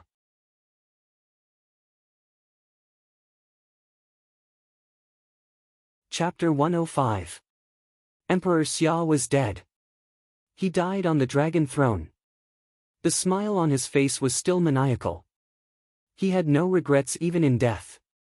The empty Heavenly Mandate Palace was cold and silent. No one came in. Outside the palace, Qing Wuhan lay there quietly. Her palace dress was stained with blood. Under the moonlight, she looked like a blooming rose. 2 people who schemed against each other ended up being each other's last companions. How ironic and sad was that? Emperor Xia was skilled in martial arts. In the palace of Great Xia, there was a treasure that could hide the secrets of heaven. It hid the vision of old eunuch Pei when he broke through to the Khanate level. It also hid the fact that Emperor Xia was participating in the martial arts competition. However, Emperor Xia's martial arts cultivation was not strong. Long years of hard work had already exhausted his body. Instead of improving, his martial arts had regressed. Xia Rui was undoubtedly the most diligent emperor of Great Xia in the past 1,000 years. Because of his paranoia and suspicion, he had to make decisions himself no matter how big or small the matter was. He would never hand it over to others. In his later years, Xia Rui was pitiful. The pressure of not wanting to be the most incompetent emperor of Great Xia, coupled with his increasing suspicion, finally made this conservative emperor a tyrant. In the 1,000 years of history of Great Xia, there had never been a tyrant. It only stopped when Xia Rui was born. It was both fortunate and unfortunate. Xia Rui never lacked powerful people by his side. Other than old eunuch Pei, there were also 3 commanders of the Shadow Dragon Guards. They were enough to deal with any assassination in the world. Unfortunately, the 4 strongest people were not by his side today. Qing Wuhan was from the West Palace. Therefore, other than these 4 direct descendants of Emperor Xia, no one dared to stop her. Who would have thought that Consort 1 of Great Xia was a spy planted by the military advisor of Beimeng? Qing Wuhan's only mistake was that she had miscalculated the possibility of Emperor Xia participating in the martial arts competition. A momentary mistake caused her to die. As for whether Fan Lingyue had predicted this, no one in the world knew. A breeze blew, bringing with it a slight chill. It made the lonely heavenly mandate palace even colder. In the spring of the 2nd year of Great Xia, Emperor Xia collapsed. In the imperial city, the battle was still going on. Blazing flames soared into the sky. A withered hand covered the sky. Ning Chen, who was already exhausted, had no way out. Life and death was in an instant. Little Mingyu closed her eyes in despair, unwilling to watch.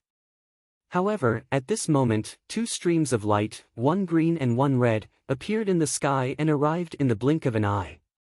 With a schwa sound, the 2 swords flew towards eunuch Pei's hands, blocking this deadly palm strike. On the other side, the first prince had also arrived. His overwhelming aura shook off the halberd, and he brought Ning Chen out of the battlefield. Ning Chen's body staggered once again before he could step out. His chest felt heavy, and he immediately vomited a mouthful of blood. Due to the excessive consumption of his jinqi, the injuries in his body could no longer be suppressed. Finally, they exploded at this moment. The sudden change startled old eunuch Pei and the 3 Dark Dragon Guard commanders. Just as they were about to attack again, old eunuch Pei's expression suddenly changed. "Your Majesty!" Old eunuch Pei stamped his feet and turned into a stream of light as he rushed back. He could clearly feel that something had happened to His Majesty. The 3 commanders of the Dark Dragon Guards did not know the reason. They looked at each other with surprise and confusion in their eyes. "This battle is over. Everyone, go back." Amidst the calm words, a green figure slowly walked over. The green and red swords stuck in the ground trembled as they flew towards the newcomer. Prince Yen. The 3 commanders of the Dark Dragon Guards squinted their eyes as they became fearful. Back when Prince Yen fought his way out of the palace, they had exchanged blows with him. They knew how powerful this legend of the Great Xia dynasty was. They even suspected that the legend of the Great Xia dynasty might have already stepped into the Xiantian realm. "Retreat!" The commander of the Dark Dragon Guards made a prompt decision and said in a low voice. There was no chance of winning this battle. With Prince Yen around, they could no longer complete their mission.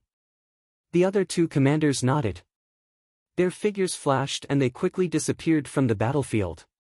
After the 3 of them left, Xia Zi looked at the person in front of him and bowed respectfully. "Third uncle." "Yes." Prince Yen nodded in response. He then walked to Ning Chen and gathered his jinqi into his palm to help him suppress his injuries. Ning Chen calmed his mind and closed his eyes. He activated the life scroll and used Prince Yan's Jinqi to slowly suppress the surging blood in his body. Third uncle, teacher is still waiting for my news. Zi will take his leave first. Seeing that Ning Chen's life was not in danger, Xia Zi cupped his hands and said goodbye. He then turned and left. Ning Chen slowly opened his eyes and looked at the departing Xia Zi. He felt complicated. This was the first time he had seen the crown prince, but he could not help but sigh. The difference between the current Emperor Xia and the crown prince was too great.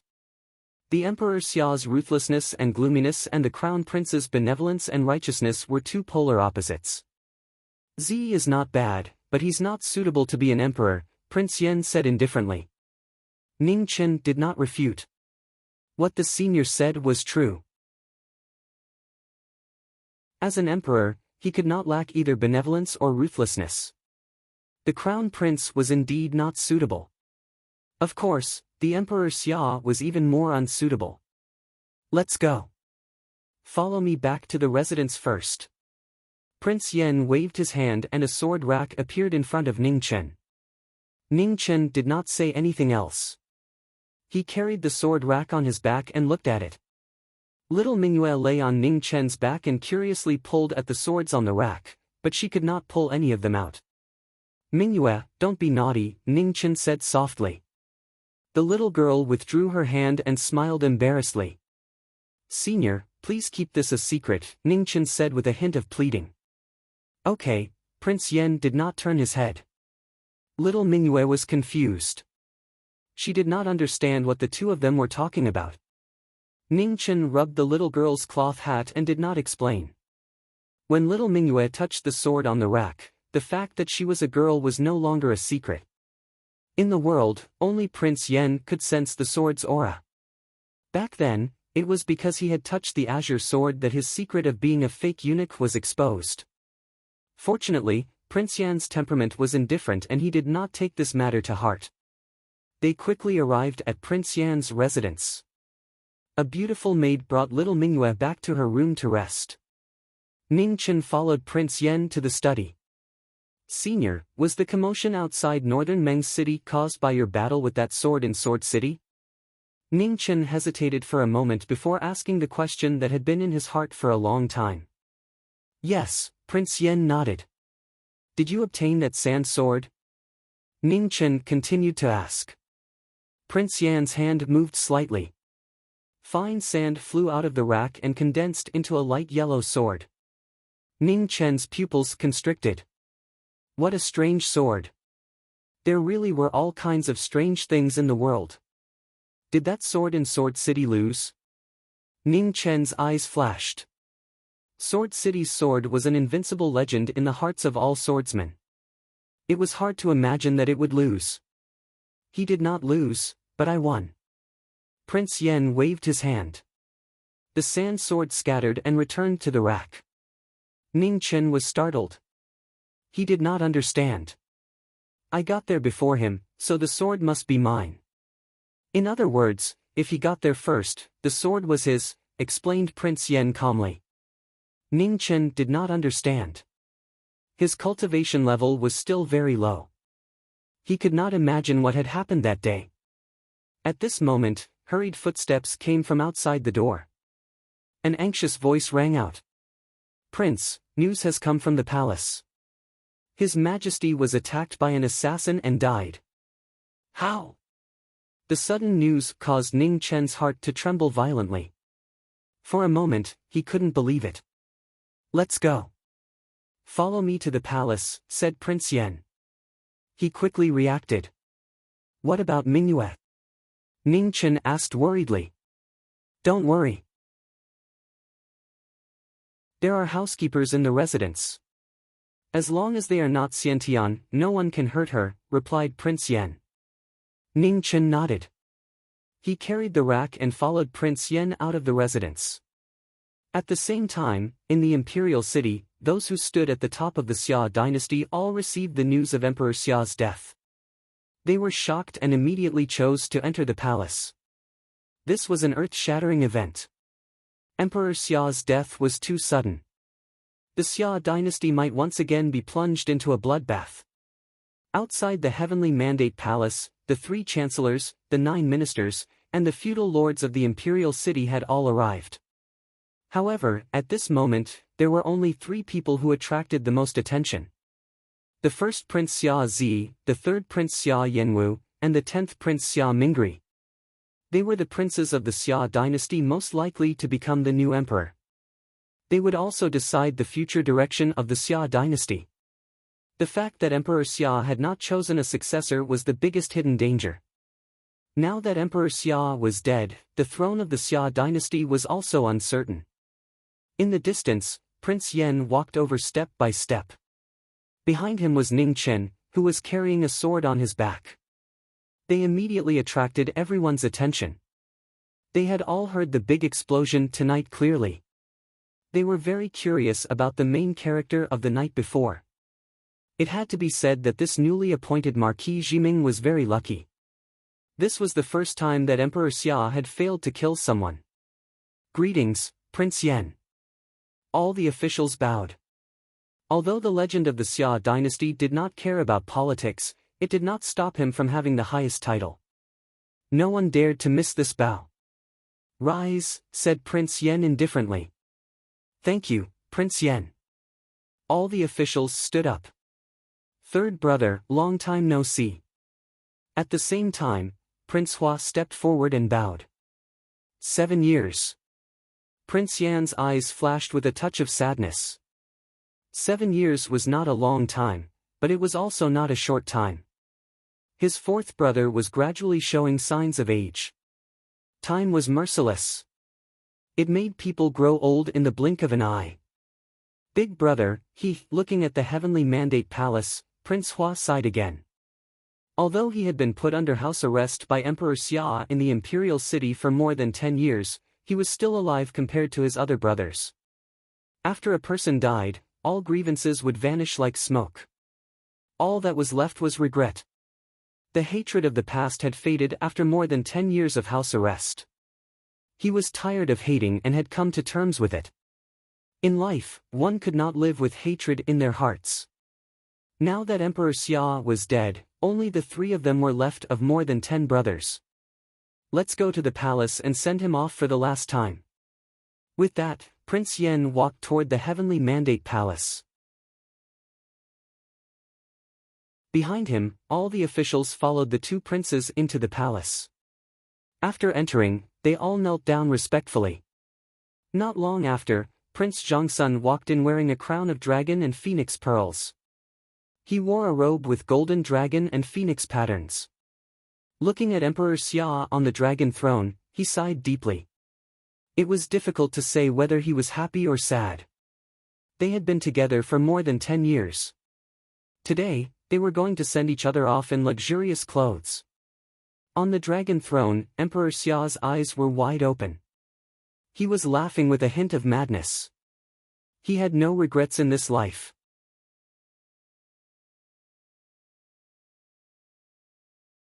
Chapter 106.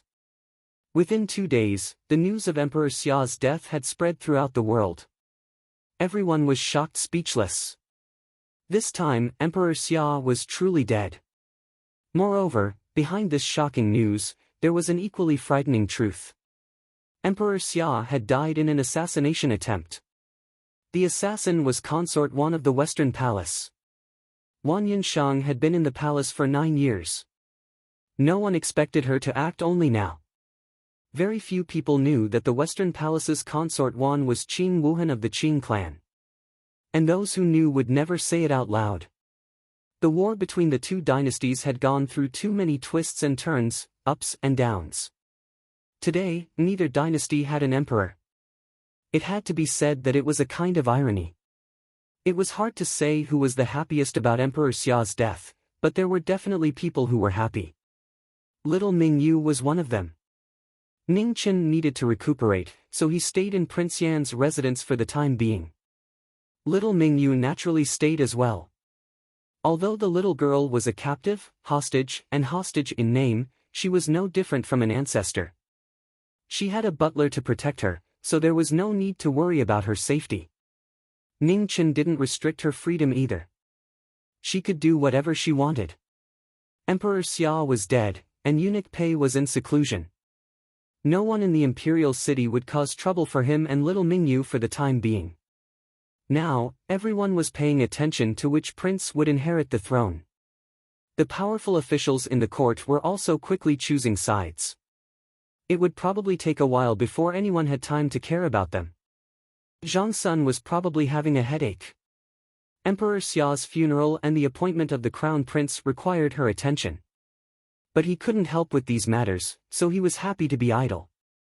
As for the Western Palace's identity, he had a vague guess but couldn't be sure. But he was sure that Wan Yunsheng was related to the Beimeng court. A few months ago, when he received the letter of Beiwu Marquis' betrayal, the Western Palace had sent people to kill him. But there was no point in worrying about Wan Yunsheng's identity now.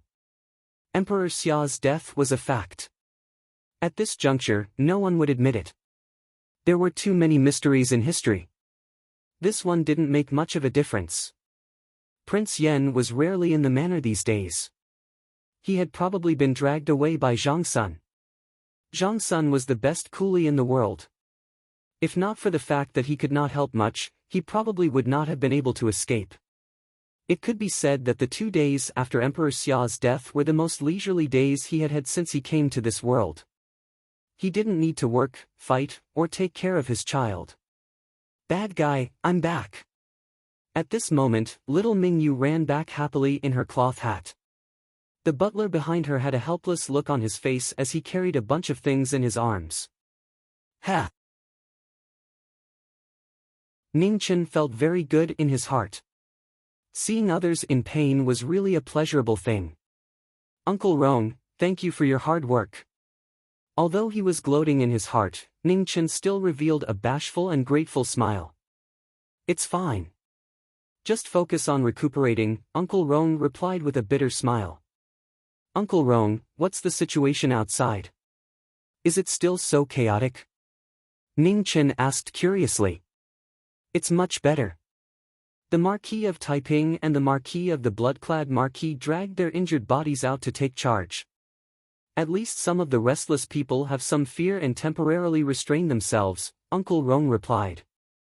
Ning Chen nodded his head in understanding. In the Grand Xia, the power of a marquis was not something the other officials could compare to. With 2 marquises taking charge at the same time, there would not be much trouble in the imperial city. The biggest problem right now was who the throne belonged to. The Grand Xia could not be without a ruler for too long. The decisions of Zhang Sun and the 3 dukes were extremely important. However, this decision was not so easy to make.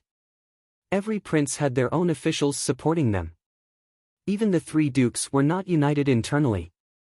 Duke Taisher was the first prince's teacher, Duke Jingwu was the 3rd prince's martial arts guide, and Duke Xiu admired the 10th prince.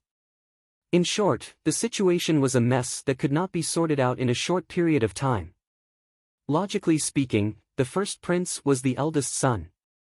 Although he was not the son of Zhang Sun, he was still the son of the former imperial noble concubine and was raised under Zhang Xuan's name. Thus, it was perfectly justifiable for him to inherit the throne. However, in the history of the Grand Xia, there were not many true elders.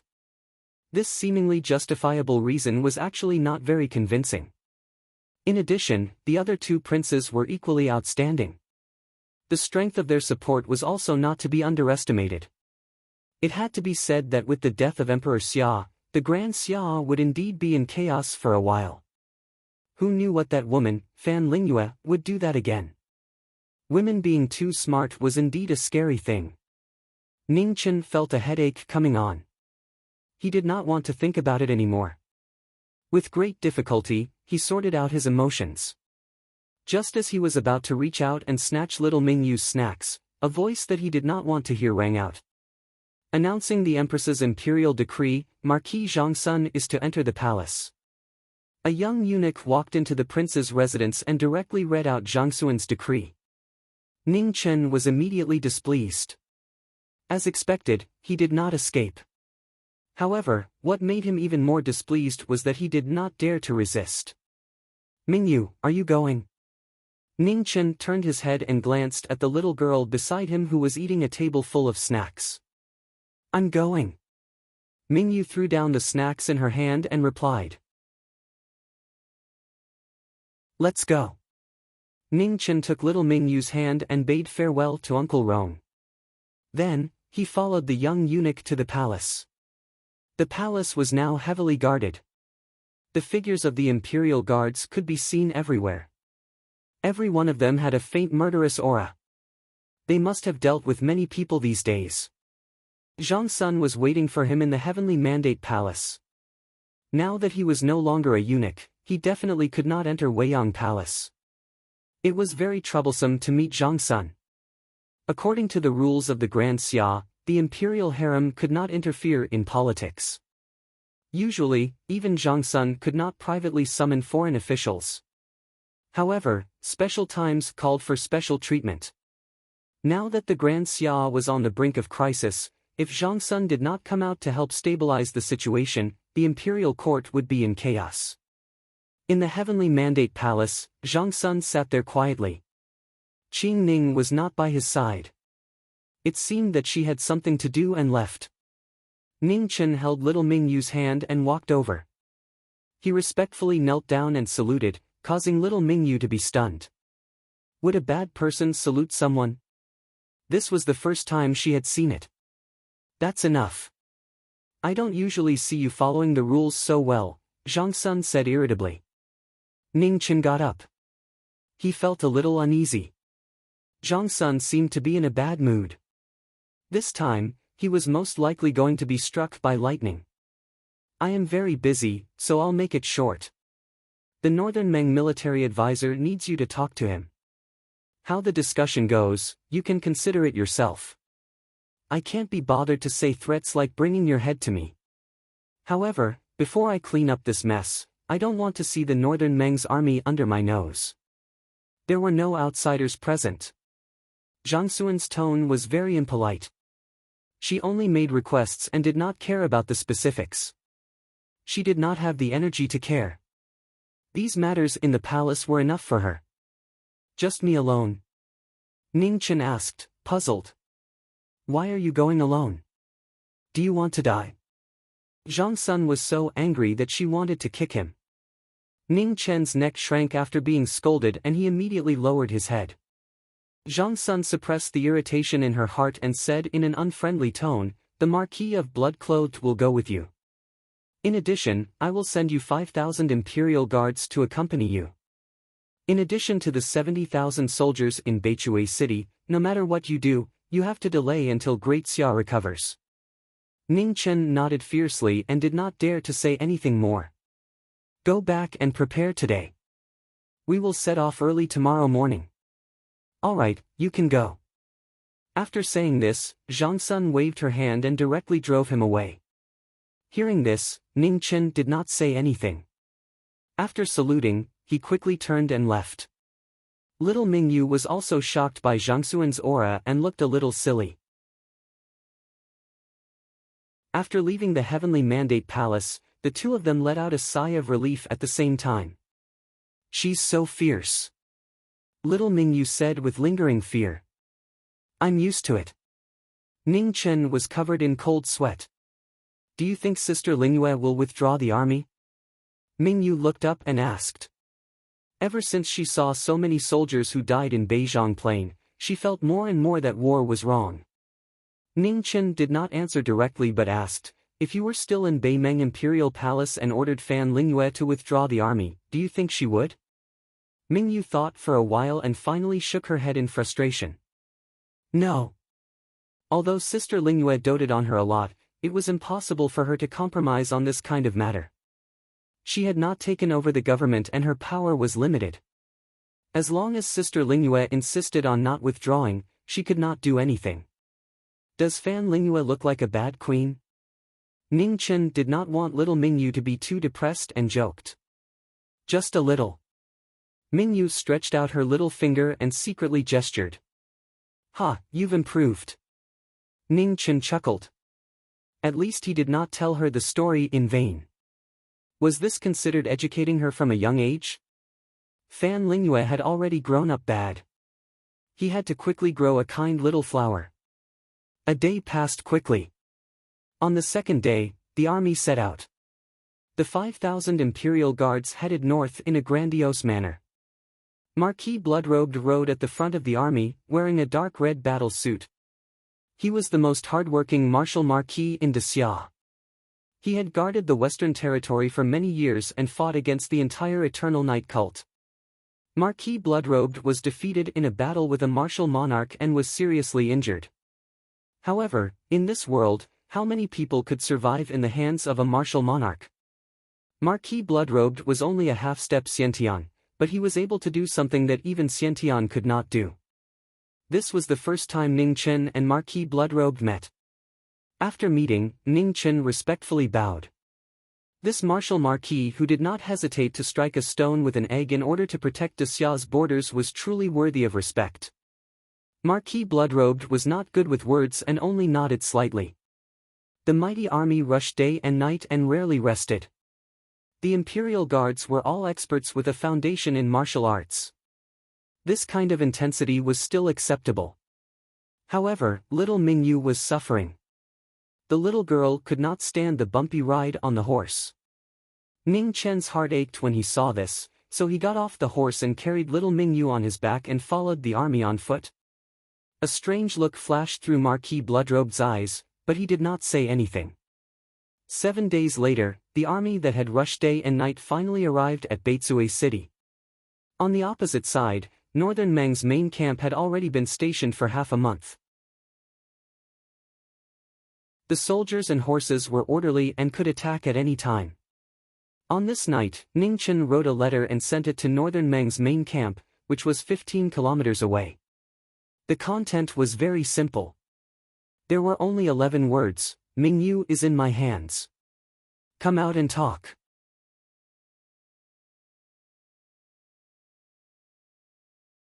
Chapter 107. In the commander's tent of the Northern Meng camp, Fan Lingyue sat quietly in front of the table, reading the letter sent by the great Xia envoy. A strange look flashed across her beautiful face. In the end, they still officially met. Since the first time Ning Chen's name appeared in front of her, she wanted to kill him. She hated unexpected things the most in her life, and Ning Chen's appearance was very likely to become an unpredictable variable in her plans. Facts proved that her worries back then had become reality. In the short few months that followed, Ning Chen had ruined too many of her plans, causing the world's war against the Great Xia to change. She wanted to get rid of him, but unfortunately, she had not succeeded.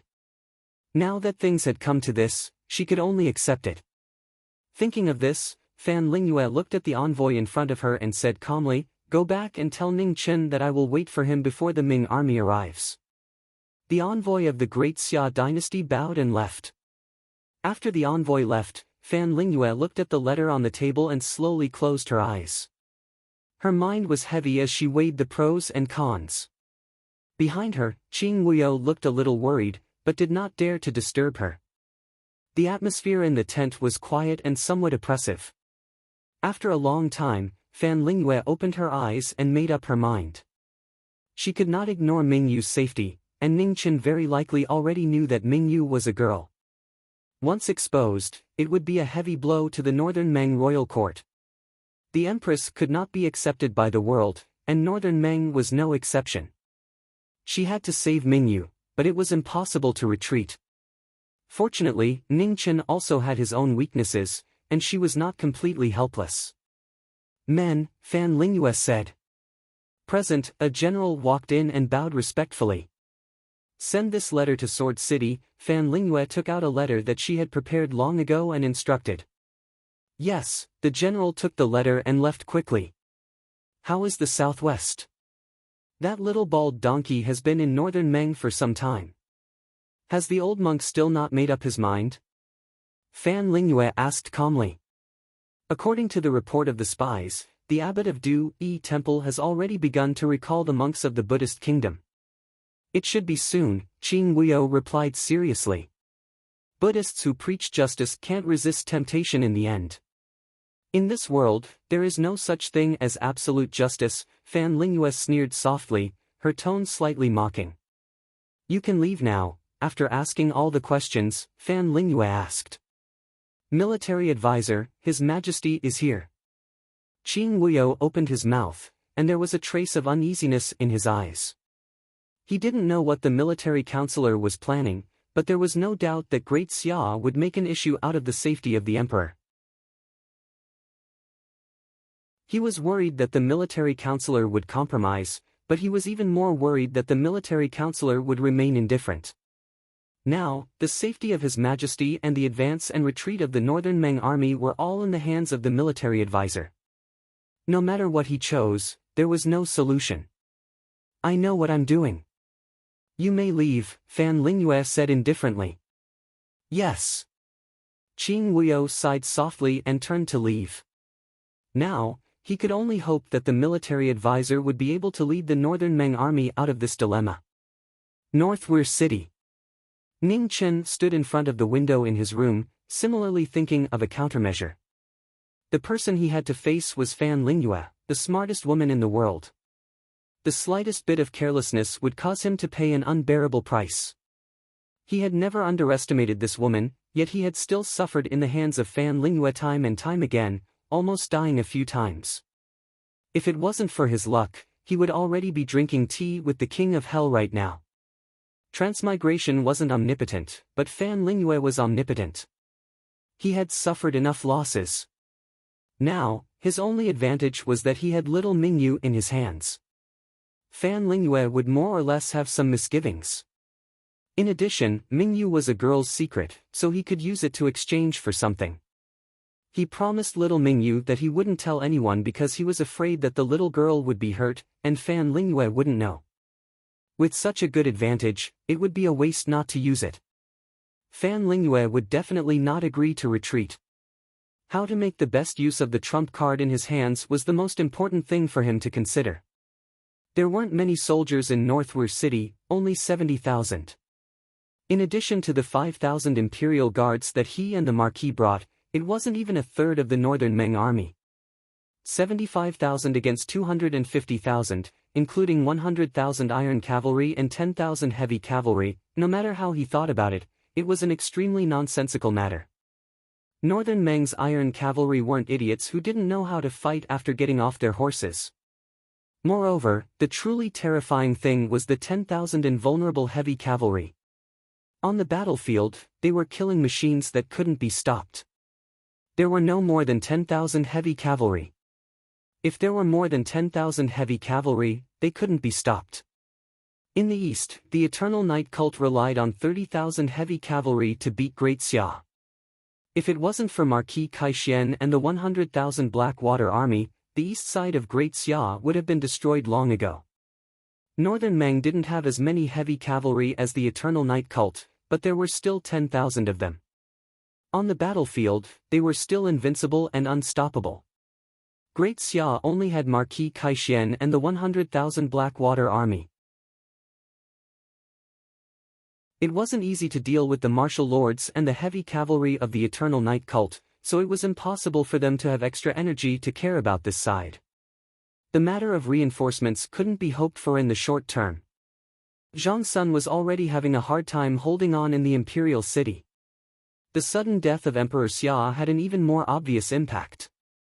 Great Xia had to be on guard against internal strife. The military forces around the imperial city couldn't be easily mobilized. Otherwise, once a mutiny occurred, it would be too late for regrets. The greed of humans was incomparably terrifying. They wouldn't give up on the throne just because there was a great enemy outside. This was also the reason why Zhang Sun and the three dukes didn't dare to rashly appoint a new emperor. The eldest prince wasn't too bad. He didn't show much desire for the throne and had always had an indifferent attitude. However, the other two princes were different. After the disappearance of Emperor Xia, they tried their best to rope in a large number of influential officials. In addition, after the death of Emperor Xia, the officials immediately took sides. The wings of the two princes were already full, and it was impossible to cut them off so easily. In any dynasty, the matter of the princes fighting for the throne was full of bloodshed. The Great Xia dynasty had been established for 1,000 years, and there were many talents among the princes. If it weren't for the control of each generation of Emperor Xia, this kind of battle would be even more bloody. Xia Rui had brought great trouble to the Great Xia when he was alive. After his death, he also left a huge hidden danger for the Great Xia. The three princes were all favored by God. One was lucky, any more would be a disaster. He knew that Zhang Sun was having a hard time holding on, which was why he agreed to come so quickly. Now that the Great Xia was facing internal and external troubles, there weren't many people that Zhang Sun could rely on. Since Zhang Sun asked him to come, he had to come. This was the most difficult period for the Great Xia. If they could pull through, they might still have a chance of winning. If they couldn't, the 1,000 years of the Great Xia would really come to an end. The headmaster said that the Great Xia would be destroyed. He didn't know if it would be in this war, but he had to give it a try. Although he didn't like to talk nonsense like man can conquer nature, he would definitely use all that he had learned in his previous and current lives to fight against this bullshit God's will. Bad guy, I can't sleep. At this moment, Mingyu sat up from the bed. She couldn't hide the worry on her face. She was a little scared. Tomorrow, the bad guy and Sister Lingyue would officially start the negotiations. She was struggling in her heart, not knowing who to hope for. She knew that Sister Lingyue wouldn't withdraw the troops. The war between the two dynasties would continue. She was the emperor of the Northern Meng. Of course, she didn't want the soldiers of the Northern Meng to be buried in a foreign land. If the bad guy had the upper hand, it would undoubtedly be a disaster for the Northern Meng army. However, if Sister Lingyue had the upper hand and continued to go south, there wouldn't be many of the 300,000 soldiers who could return alive. Ningchen walked to the front of the bed and gently rubbed the little girl's hair. He sighed in his heart. From the beginning, this war of life and death was destined to be a road of no return. Fan Lingyue wanted to build a prosperous and huge empire for Mingyu. However, this road was paved with the corpses of the soldiers and people of the Great Xia. Even the 300,000 soldiers of the Northern Meng army would become the sacrifice of the former's ideals. He couldn't say that Fan Lingyue's actions were definitely wrong. War itself was a sin, and there had never been a side that was absolutely righteous. Moreover, no one knew if this ideal century of prosperity would come. Even Fan Lingyue himself couldn't be sure. Just like how he couldn't convince Fan Lingyue couldn't convince him either. He couldn't accept Fan Lingyue's actions of sacrificing millions of lives for an ideal that he didn't know if it could be realized. It had nothing to do with right or wrong. It was just that their ideals were different. In the history of Huaxia, even the most powerful dynasty couldn't unify the world. 100 generations of prosperity was merely an unattainable goal for the emperors of each dynasty. No one had truly achieved it. While thinking, the long night gradually passed. At dawn, Ningchen walked out of the room. The Marquis was already waiting in front of the battle array. Today would be the most critical moment in the war between the two dynasties. The future of the Great Xia and the Northern Meng would depend on the confrontation between the two people today. The Marquis didn't know if the young man in front of him could shoulder this burden, but he believed in the Empress' decision. Neither of them spoke. Accompanied by the clattering footsteps of the 5,000 imperial soldiers, they walked toward the north step by step. The two armies were only 30 miles apart. After 2 hours, the Northern Meng camp was already in front of them. Qing Wuyo's heavy cavalry was also in formation. The black heavy armor emitted a deep chill under the sunlight, causing people to feel cold all over. In between the two armies, there was a pavilion that stood alone. In the past, it sheltered people from the wind and rain.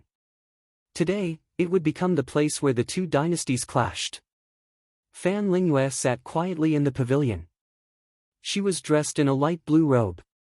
Her long hair was casually tied behind her back. Her beautiful face was calm, without the slightest ripple. The three generals stood outside the pavilion, respectfully guarding the belief of the Northern Meng imperial court. The Marquis accompanied Ningchen to the pavilion, but he stopped in his tracks. The main character today wasn't him, but the woman in the pavilion and the Marquis Jiming beside him. Ning Chen walked into the pavilion and looked at the woman who was quietly brewing tea in front of the stone table. He didn't disturb her. "Please." Fan Lingyue poured a cup of tea and pushed it in front of Ning Chen. "Many thanks." Ning Chen picked up the tea and tasted it. It was slightly bitter in the mouth, but it instantly left a fragrance. The tea was good, but the tea maker's skills were even better. It was a calm and peaceful scene, and no one could see any tension or conflict. Since the two of them had known each other, they had appreciated each other's talents and wanted to get rid of each other at all costs. Neither of them had shown any falsehood or hesitation. They had feelings, but they had never shown mercy.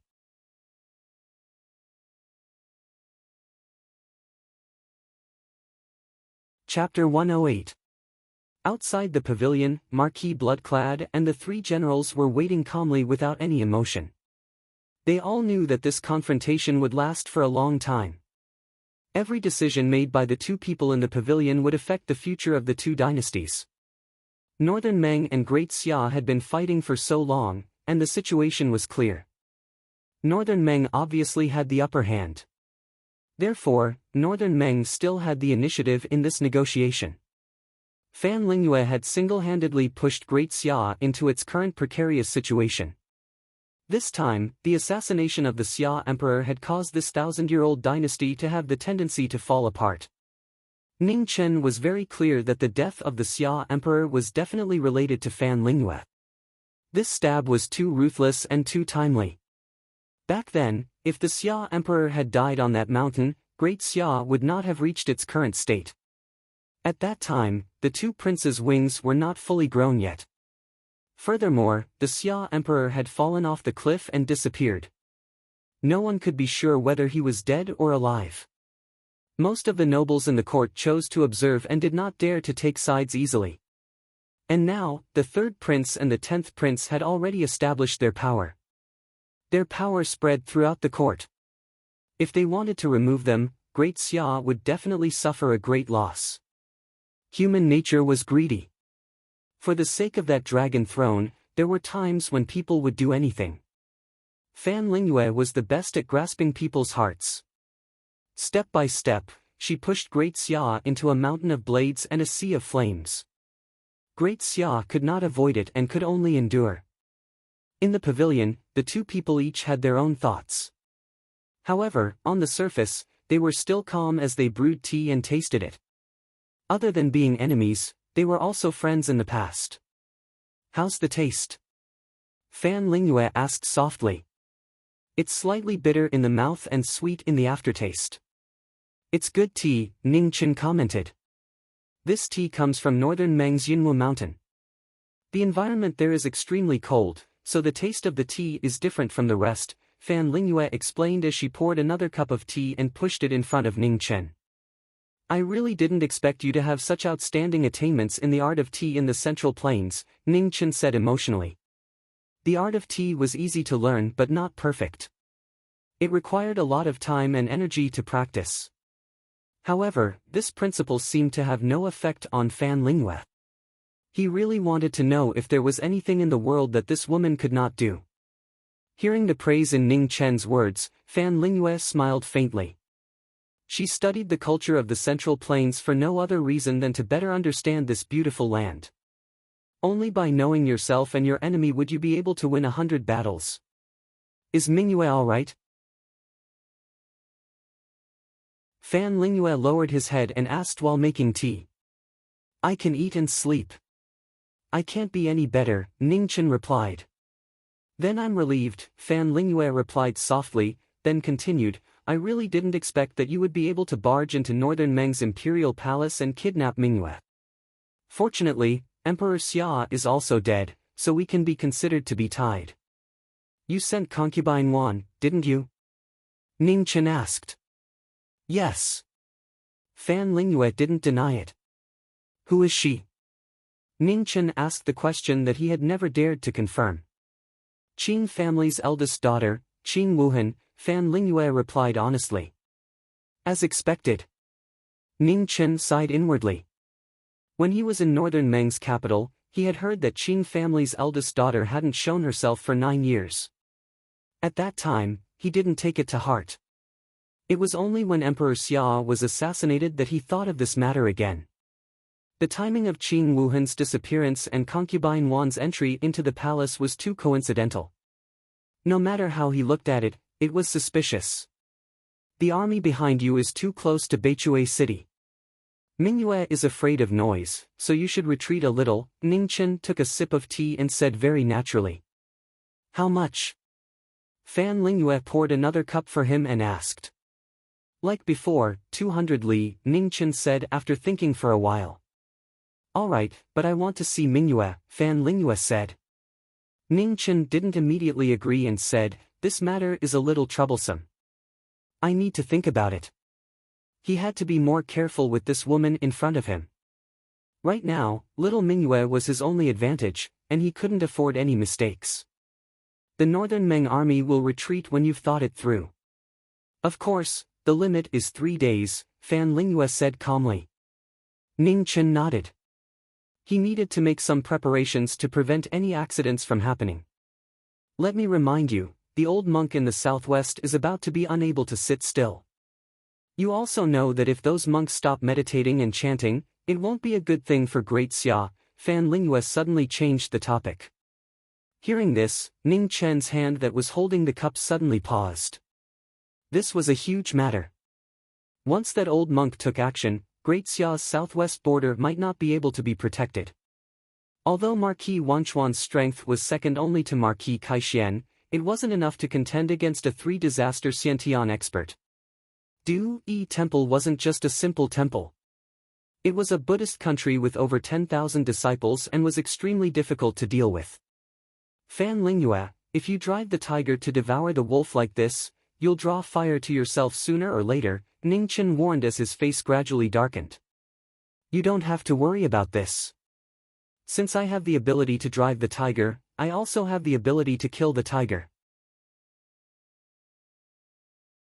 You should think about how to tell your empress about this matter, Fan Lingyue said, unmoved. The worry in Ning Chen's eyes was difficult to conceal. Just the matters in the imperial city were already very difficult for Zhang Sun. If another problem occurred in the southwest of Great Xia, Zhang Sun might really not be able to hold on. Fan Lingyue, you've brought so much war to the world.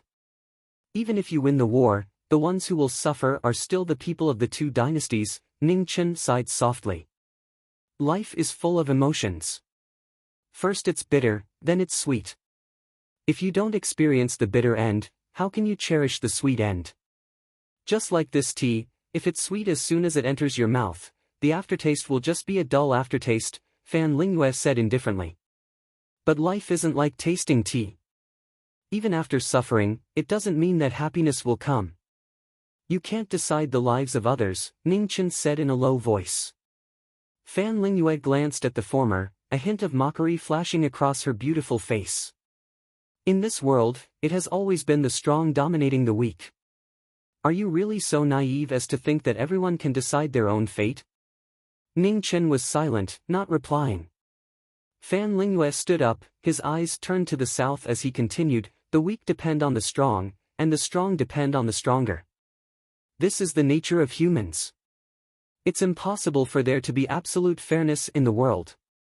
Also, what the weak want isn't fairness. What they need is an expert who can guide them. Since they want something, they naturally have to pay the price. Speaking up to here, Fan Lingyue turned and looked at Ning Chen. She said calmly, Jiming Marquis, what do you think the Xia Emperor meant by giving you this title? He wants you to know your destiny and know your place. In the eyes of the Xia Emperor, you are nothing more than a servant. No matter how talented you are, you can't escape the status of a servant.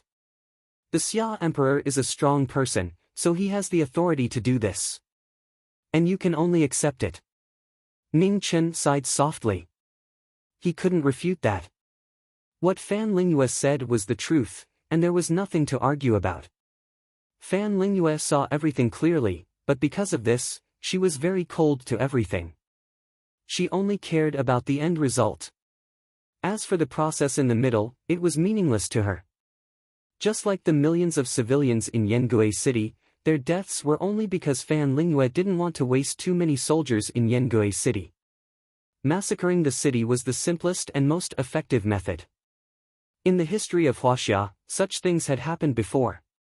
In the most powerful Yuan dynasty, the Mongol cavalry had massacred many cities because they didn't have any extra soldiers left. He couldn't refute Fan Lingyue's way of doing things, but he also couldn't agree with it.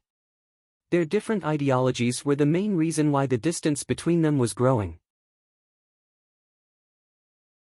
Fan Lingyue, I admit that I can't convince you. However, I'll still say the same thing. I'll do everything I can to stop you. Ning Chen stood up and looked at the beautiful but emotionless face of the woman in front of him, and said seriously.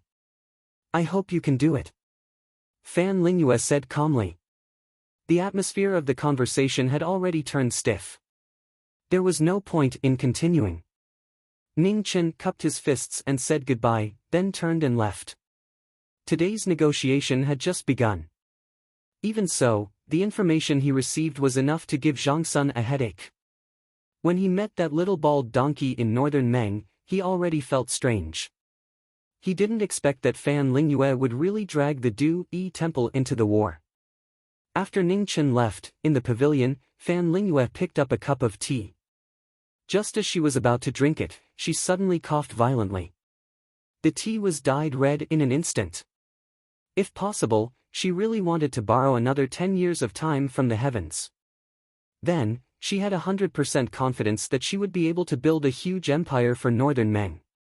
On the other side, after Ning Chen returned to Beichui City, he immediately wrote a letter about today's matter and sent it to the imperial city. Especially the matter of the Du Yi temple, he repeatedly warned Zhang Sun to be careful. There were well-trained messenger eagles in the army. They were extremely fast and could deliver the news within a day. He didn't know if he could make it in time, but this matter had to be told to Zhang Sun. It wasn't that there weren't any people in Great Xia who could stop the abbot of the Du Yi temple. At the very least, he knew of 2 people who could do it. However, whether or not they could be persuaded would depend on Zhang Sun's ability. For monsters like Xiantian, unless they were willing, no one could force them to do anything. A rank 9 expert could be killed by a large number of people, but only Xiantian could stop Tian. Little Mingyu waited quietly at the side. After seeing that Ning Chen was done with his business, she walked over and tugged at his sleeve. Ning Chen then remembered that little Mingyu was still eagerly waiting for the result. Thus, he smiled apologetically and told the little girl about the negotiation conditions between him and Fan Lingyue in detail. Do you want to see her? After speaking, Ning Chen rubbed little Mingyu's hair and asked. Yes, Mingyu answered honestly. She grew up under the care of Sister Lingyue. Unfortunately, ever since the war between the 2 dynasties began, they never had the chance to meet again. I need to prepare. This Sister Lingyue of yours is too powerful. I'm afraid that she will snatch you away the moment I bring you out, Ning Chen said helplessly. He had suffered enough in the hands of Fan Lingyue, so he had to be extra careful. Mingyu didn't answer. She was very conflicted now. She didn't know if she should hope to be rescued by Sister Lingyue. Although she was a hostage, the bad guys treated her really well. They didn't even hesitate to risk their lives to protect her. Moreover, she felt more and more that this war shouldn't continue. She didn't have extravagant hopes that Northern Meng could defeat Great Xia. She only hoped that these soldiers of Northern Meng could return to their country safely.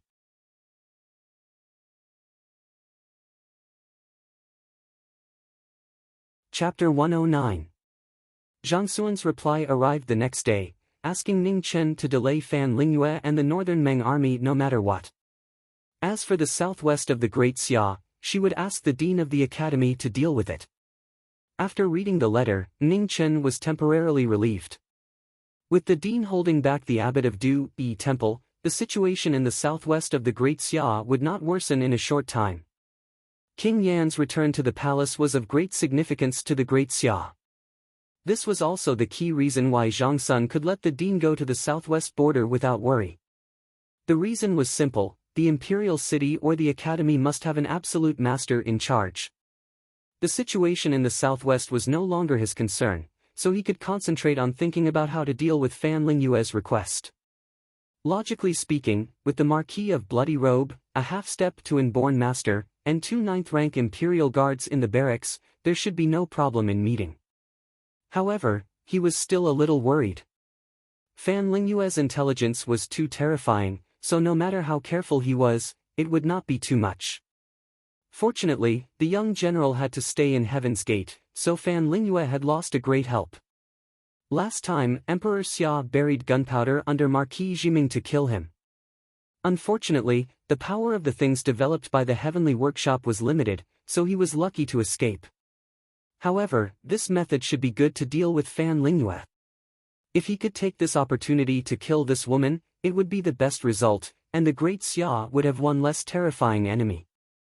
Without Fan Lingyue, the northern Meng army was like a tiger without its teeth, its threat reduced by 70%. Thinking of this, Ning Chen wrote down the required medicine and handed it to a general to secretly buy it in the city. It was already night time in the city, and the lights were bright. Although the northern Meng army was just 30 miles away, and the atmosphere in the city was a little tense, the people still had to live, so everything was not much different from usual. The moon rose and the night deepened. Ning Chen walked to the tower and looked at the northern Meng army in silence. When the patrolling soldiers saw Ning Chen, they did not dare to disturb him. This was the new Jiming Marquis, the ruthless person who dared to kidnap the northern Meng emperor. It was said that the main character of this negotiation was not the Marquis of Bloody Robe, but the Jiming Marquis in front of him. After waiting for a while, Ning Chen took out the broken death bow and aimed it at Bei Meng's tent in the distance. The silver arrow condensed, and in an instant, a powerful pressure spread out. He knew that this arrow wouldn't be able to kill Fan Lingyue. However, Fan Lingyue's body wasn't in good condition. If he could injure her, it was likely that her remaining life would be reduced by a little. He had said that he would do everything in his power to stop her. Between him and Fan Lingyue, there was no such thing as despicable or not. As long as they could get rid of the other party, neither of them would hesitate for a moment. The silver arrow became more and more resplendent, and the pressure on the city gate tower became heavier and heavier. The moment the arrow was released, a person slowly walked over from afar. Ning Chen's expression turned cold. Without hesitation, he changed the direction of the arrow and shot it at the attacker. In this world, if there were people he had to kill, then the person in front of him was one of them. Bei Meng's 4 engraved swords. The silver arrow light streaked across the void, leaving behind a bright arrow tail. The arrow light was filled with killing intent, causing the surrounding space to distort. Si Mingjian's footsteps didn't stop. A blood-colored sword appeared in his hand. With a swing of the sword, he dispersed the deadly arrow. In a battle of speed, the sword was fast, but the arrow was even faster. When the arrow dissipated, another arrow light shot toward him.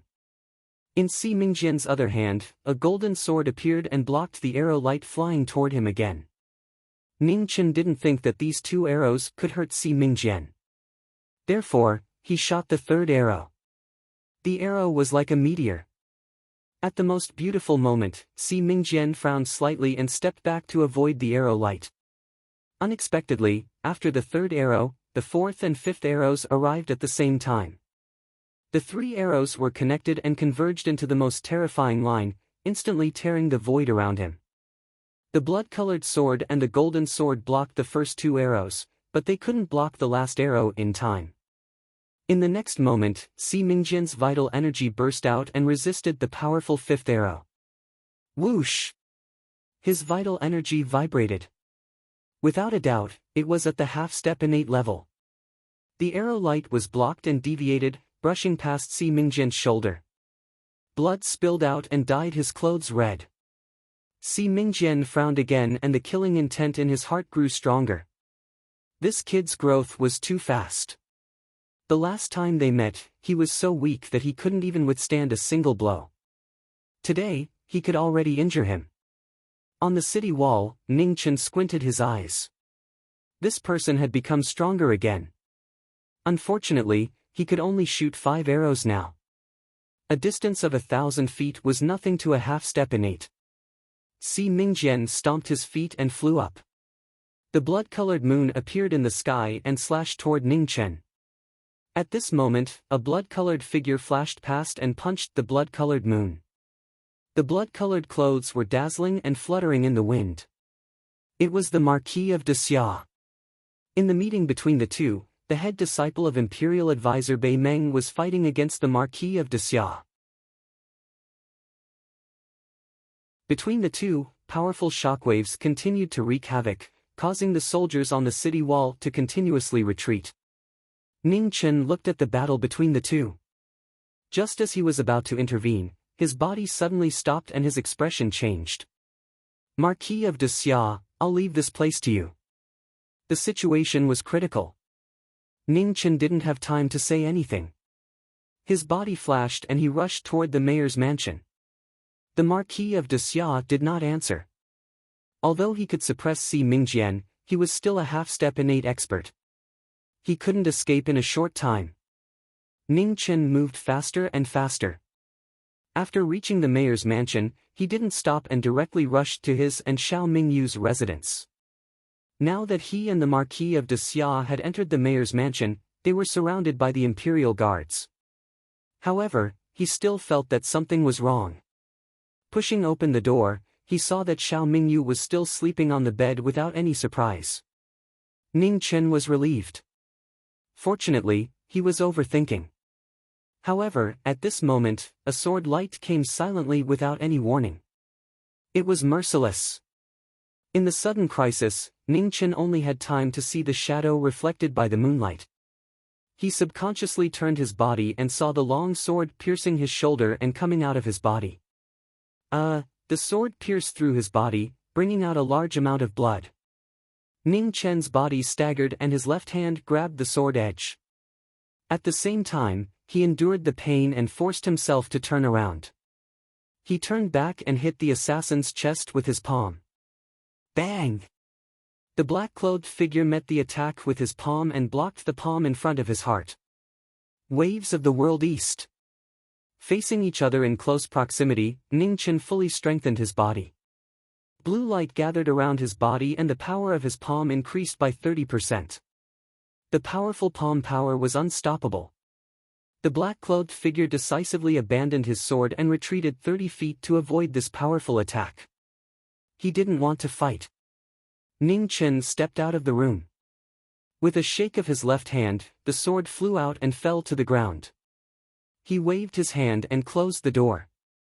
He immediately turned around and looked at the assassin with a cold expression. Fan Lingyue sent you? Did she tell you to leave immediately after saving Mingyu? You think you're smart, but you're really stupid. At the end, a cold smile flashed across Ning Chen's face. Fan Lingyue was such a smart person and knew what was important. If she wanted to kill him, she wouldn't choose this time. He had to admit that the person in front of him was really stupid.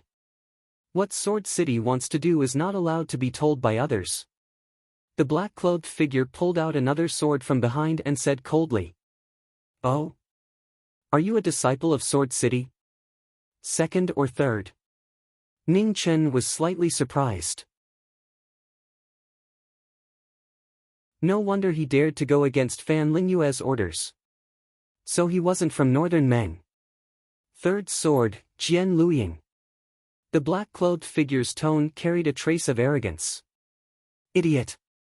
Before he finished speaking, Ning Chen's figure had already disappeared. His ink sword flew out and was held in his hand. He stabbed it at the person in front of him. Clang! The two swords collided. Sword chi scattered in all directions. The stone tiles around the two were riddled with holes by the scattered sword chi. It was an evenly matched move. There was no winner or loser. Even if Jian Luying's cultivation was higher, Ning Chen's foundation was superior. Jian Luying was shocked. He didn't think that a mere 8th-rank youth would have such strength. Such a foundation was rare in the world. Ning Chen wasn't in the mood to care about what Jian Luiying was thinking. He moved his sword and used his ultimate move. Suddenly, a shocking wave swept out, splitting the sky. First defense, shocking wave splits 10,000 li. This shocking move was unparalleled. Jian Luiying also used his strongest move. Thousands of green light turned into a majestic sword flow that met the shocking wave. It was as if the earth had been struck by a heavenly tribulation. The earth trembled and collapsed. Even the house shook. The commotion attracted the attention of the two Imperial Army commanders in the residence, and they quickly rushed over. Seeing this, Jian Luiying's heart sank. He immediately turned into a ray of light and left. The two Imperial Guard leaders wanted to chase after him but were stopped by Ning Chen. "There's no need to chase. You're not his match. Be more careful in the future. Don't let today's situation happen again." After saying this, Ning Chen put away his sword and turned to walk back into the house. The two Imperial Guard leaders accepted the order and left the small courtyard, returning to their posts. In the room, little Mingyu had already woken up. It would be strange if she didn't wake up when they were fighting outside. Ning Chen was a bit scared. Luckily, little Mingyu hadn't gone missing. Otherwise, things would have gotten out of hand. "You're injured." Mingyu looked at the blood on his left shoulder. Her face flashed with worry. "It's nothing. It's just a normal meal." Ning Chen walked forward and rubbed the little girl's hair. He was telling the truth. Ever since he came to this world, he had been injured the most. He couldn't even count the big and small injuries on his body. There were too many people who wanted to kill him, and they were all powerful people in this world. It was inevitable that he would be injured. Northern Meng Army Camp Si Ming Jian and Jian Luiying rushed back together. Fan Lingyue was waiting in front of the tent.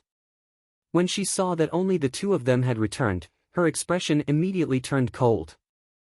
"I need an explanation," Fan Lingyue said coldly.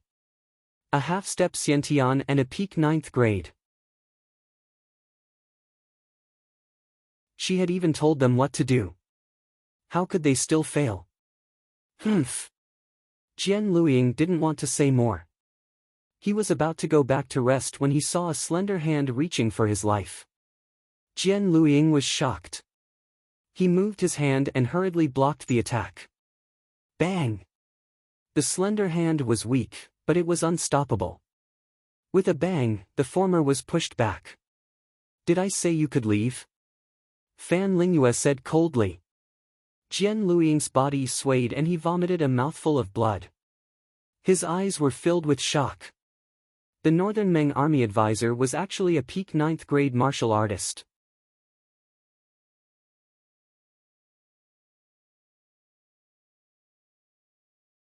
Chapter 110. In front of the commander's tent, Jian Luiying's arrogant expression was much more restrained after receiving that palm strike. He honestly explained the situation just now. Fan Lingyue's mood was very bad. Among the three disciples of Sword City, Jian Luiying, who was ranked third, was the best at hiding. He was originally the best candidate, but she didn't expect that he would become her biggest failure. Ning Chen was a smart person.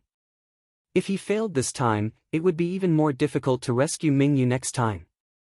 Both of them were injured. It could be seen how intense the previous battle was. "You may leave. Someone will deliver medicine later." Fan Lingyue waved her hand and sighed. Jian Luiying and Si Mingjian cupped their fists and bowed before leaving. Fan Lingyue stood in front of the tent and quietly looked at Sword City in the east. Since Jian Luiying had already arrived, she should be arriving soon too. The 3-day deadline was quickly approaching. Tomorrow was the last day. Ning Chen sent a messenger to deliver a letter. In the letter, he expressed his intense anger at what happened last night. In the end, he didn't hide his distrust of her at all, stating that he could only accept a meeting in front of Beichui City. Fan Lingyue replied with an apology. Her words were sincere, explaining that she didn't manage her troops well enough and that her subordinates acted on their own. In order to express her apology, he could choose the meeting location. Both of them knew what was going on, but they didn't fall out. They continued to feign civility and temporarily maintained the possibility of negotiation. After Ning Chen finished reading the letter, he laughed coldly and crushed the letter into pieces. He and Fan Lingyue were both people who should go to hell. No matter how well they hid it, they couldn't hide the hypocrisy and coldness in their bones. The night wind was cold. There was no emotion in their eyes as they looked at each other. There was only ruthless killing intent. In the first round, Fan Lingyue's mistake was in using the right people. Ning Chen luckily escaped. It was luck, but also a warning in his heart. In this world, the people who understood each other the most were friends and enemies. The two of them were once friends, but now they were enemies. They already understood each other thoroughly. However, understanding was one thing. The final outcome was still unpredictable. Man proposes, but God disposes. No matter how smart a person was, it was impossible to plan everything perfectly. There would always be unexpected variables. At the very beginning, Ning Chen's sudden appearance disrupted many of Fan Lingyue's plans. Now that the battlefield was facing each other and both sides knew each other's strengths, this advantage had already disappeared. In the end, the competition would return to a contest of wits and schemes. The lights in the city were as beautiful as ever. The Imperial Army was on high alert. Everywhere one looked, one could see the figures of the Imperial Army. Ning Chen was deep in thought, carefully recalling what else he hadn't thought of. When facing Fan Lingyue, even the slightest flaw could cause him to be consigned to eternal damnation. He had to be watertight. Little Mingyu's mood sank. She knew that tomorrow was the day they would meet, but she didn't feel happy at all. The villain's silence made her feel uneasy. She had a feeling that something bad would happen the next day. The little girl's senses were very sensitive.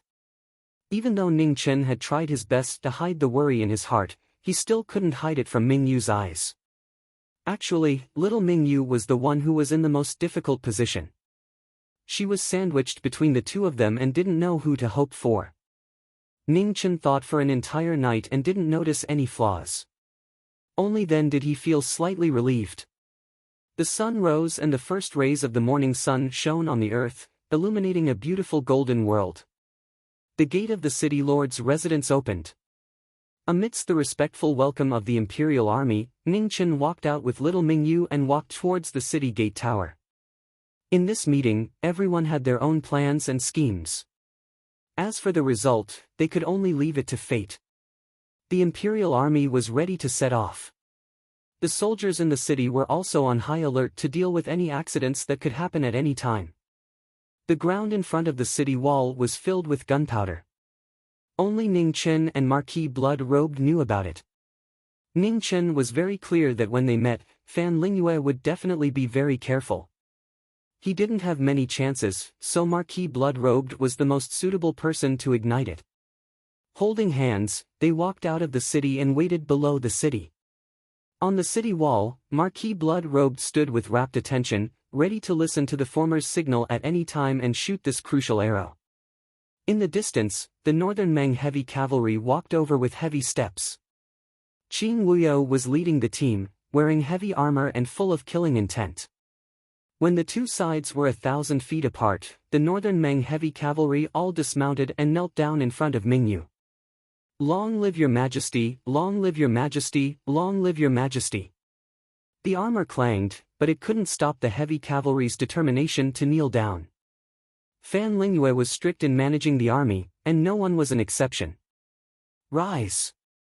The scene was extremely quiet. Mingyu's expression was indifferent as she spoke calmly. Although she was young, the majesty of an emperor was already fully displayed. "Thank you, your majesty." The heavy cavalry stood up and stood upright. Looking at the dense square formation in front of him, Ning Chen sighed. How could the current army break through? Ta, ta, at this moment, two unhurried footsteps came from afar. The heavy cavalry slowly separated, respectfully welcoming the two most respected people today. Blue clothes fluttered in the wind, white clothes like snow. The same beautiful face, the same cold expression, but it brought Ning Chen the greatest surprise. The beautiful figure coming toward him didn't have a trace of emotion. The scenes of the past had all turned into smoke. The most unexpected meeting came so suddenly, like a sharp knife stabbing into his heart again. Ning Chen's heart ached. It was the same as when they first met. Little Mingyu felt that something was wrong with the bad guy, and gently shook his arm. Ning Chen came back to his senses. The hand he raised hesitated, and he couldn't wave it down. On the city tower, Marquis Bloodrobed also felt that something was wrong with the former. He didn't wait for a hint, and directly shot an arrow at the place where the gunpowder was buried. Heaven and earth exploded, and a series of explosions resounded outside the north-hanging city. The terrifying power was earth-shattering, and turned the area hundreds of feet in front into a sea of fire. However, Ning Chen was the one who understood the properties of gunpowder the most in this world. He didn't randomly choose the most suitable time to detonate it. Unfortunately, Ning Chen hesitated. When Marquis Bloodrobed detonated the gunpowder, it was already too late. Mu Qingxue was an upper sky, and Fan Lingyue was a 9th grade absolute peak. After the first explosion, they immediately sped up and disappeared. The subsequent explosions couldn't catch up with the two figures. When meeting on the battlefield, there was no room for hesitation. In the fire all over the sky, a cold sword light appeared and pierced toward Ning Chen. The shadow-bearing sword of the Sword City was the fastest sword in this world, and Mu Qingxue, who had the travel scroll, was the fastest person in this world. Ning Chen couldn't dodge this sword. At this critical moment, no one would have thought that a small body would block the sword without hesitation. Subconsciously, without any thoughts, Mingyu just felt that the bad guy was in danger, so she blocked in front. Little Mingyu didn't know martial arts, so her reaction was naturally not as fast as a martial artist. However, she had already taken this step when the explosion sounded, and when the sword light came, she blocked it. The little girl's intuition was terrifyingly sharp. She was born as an emperor, and no matter how weak she usually appeared in front of Ning Chen, she was still an emperor. Her judgment of things had long surpassed her age.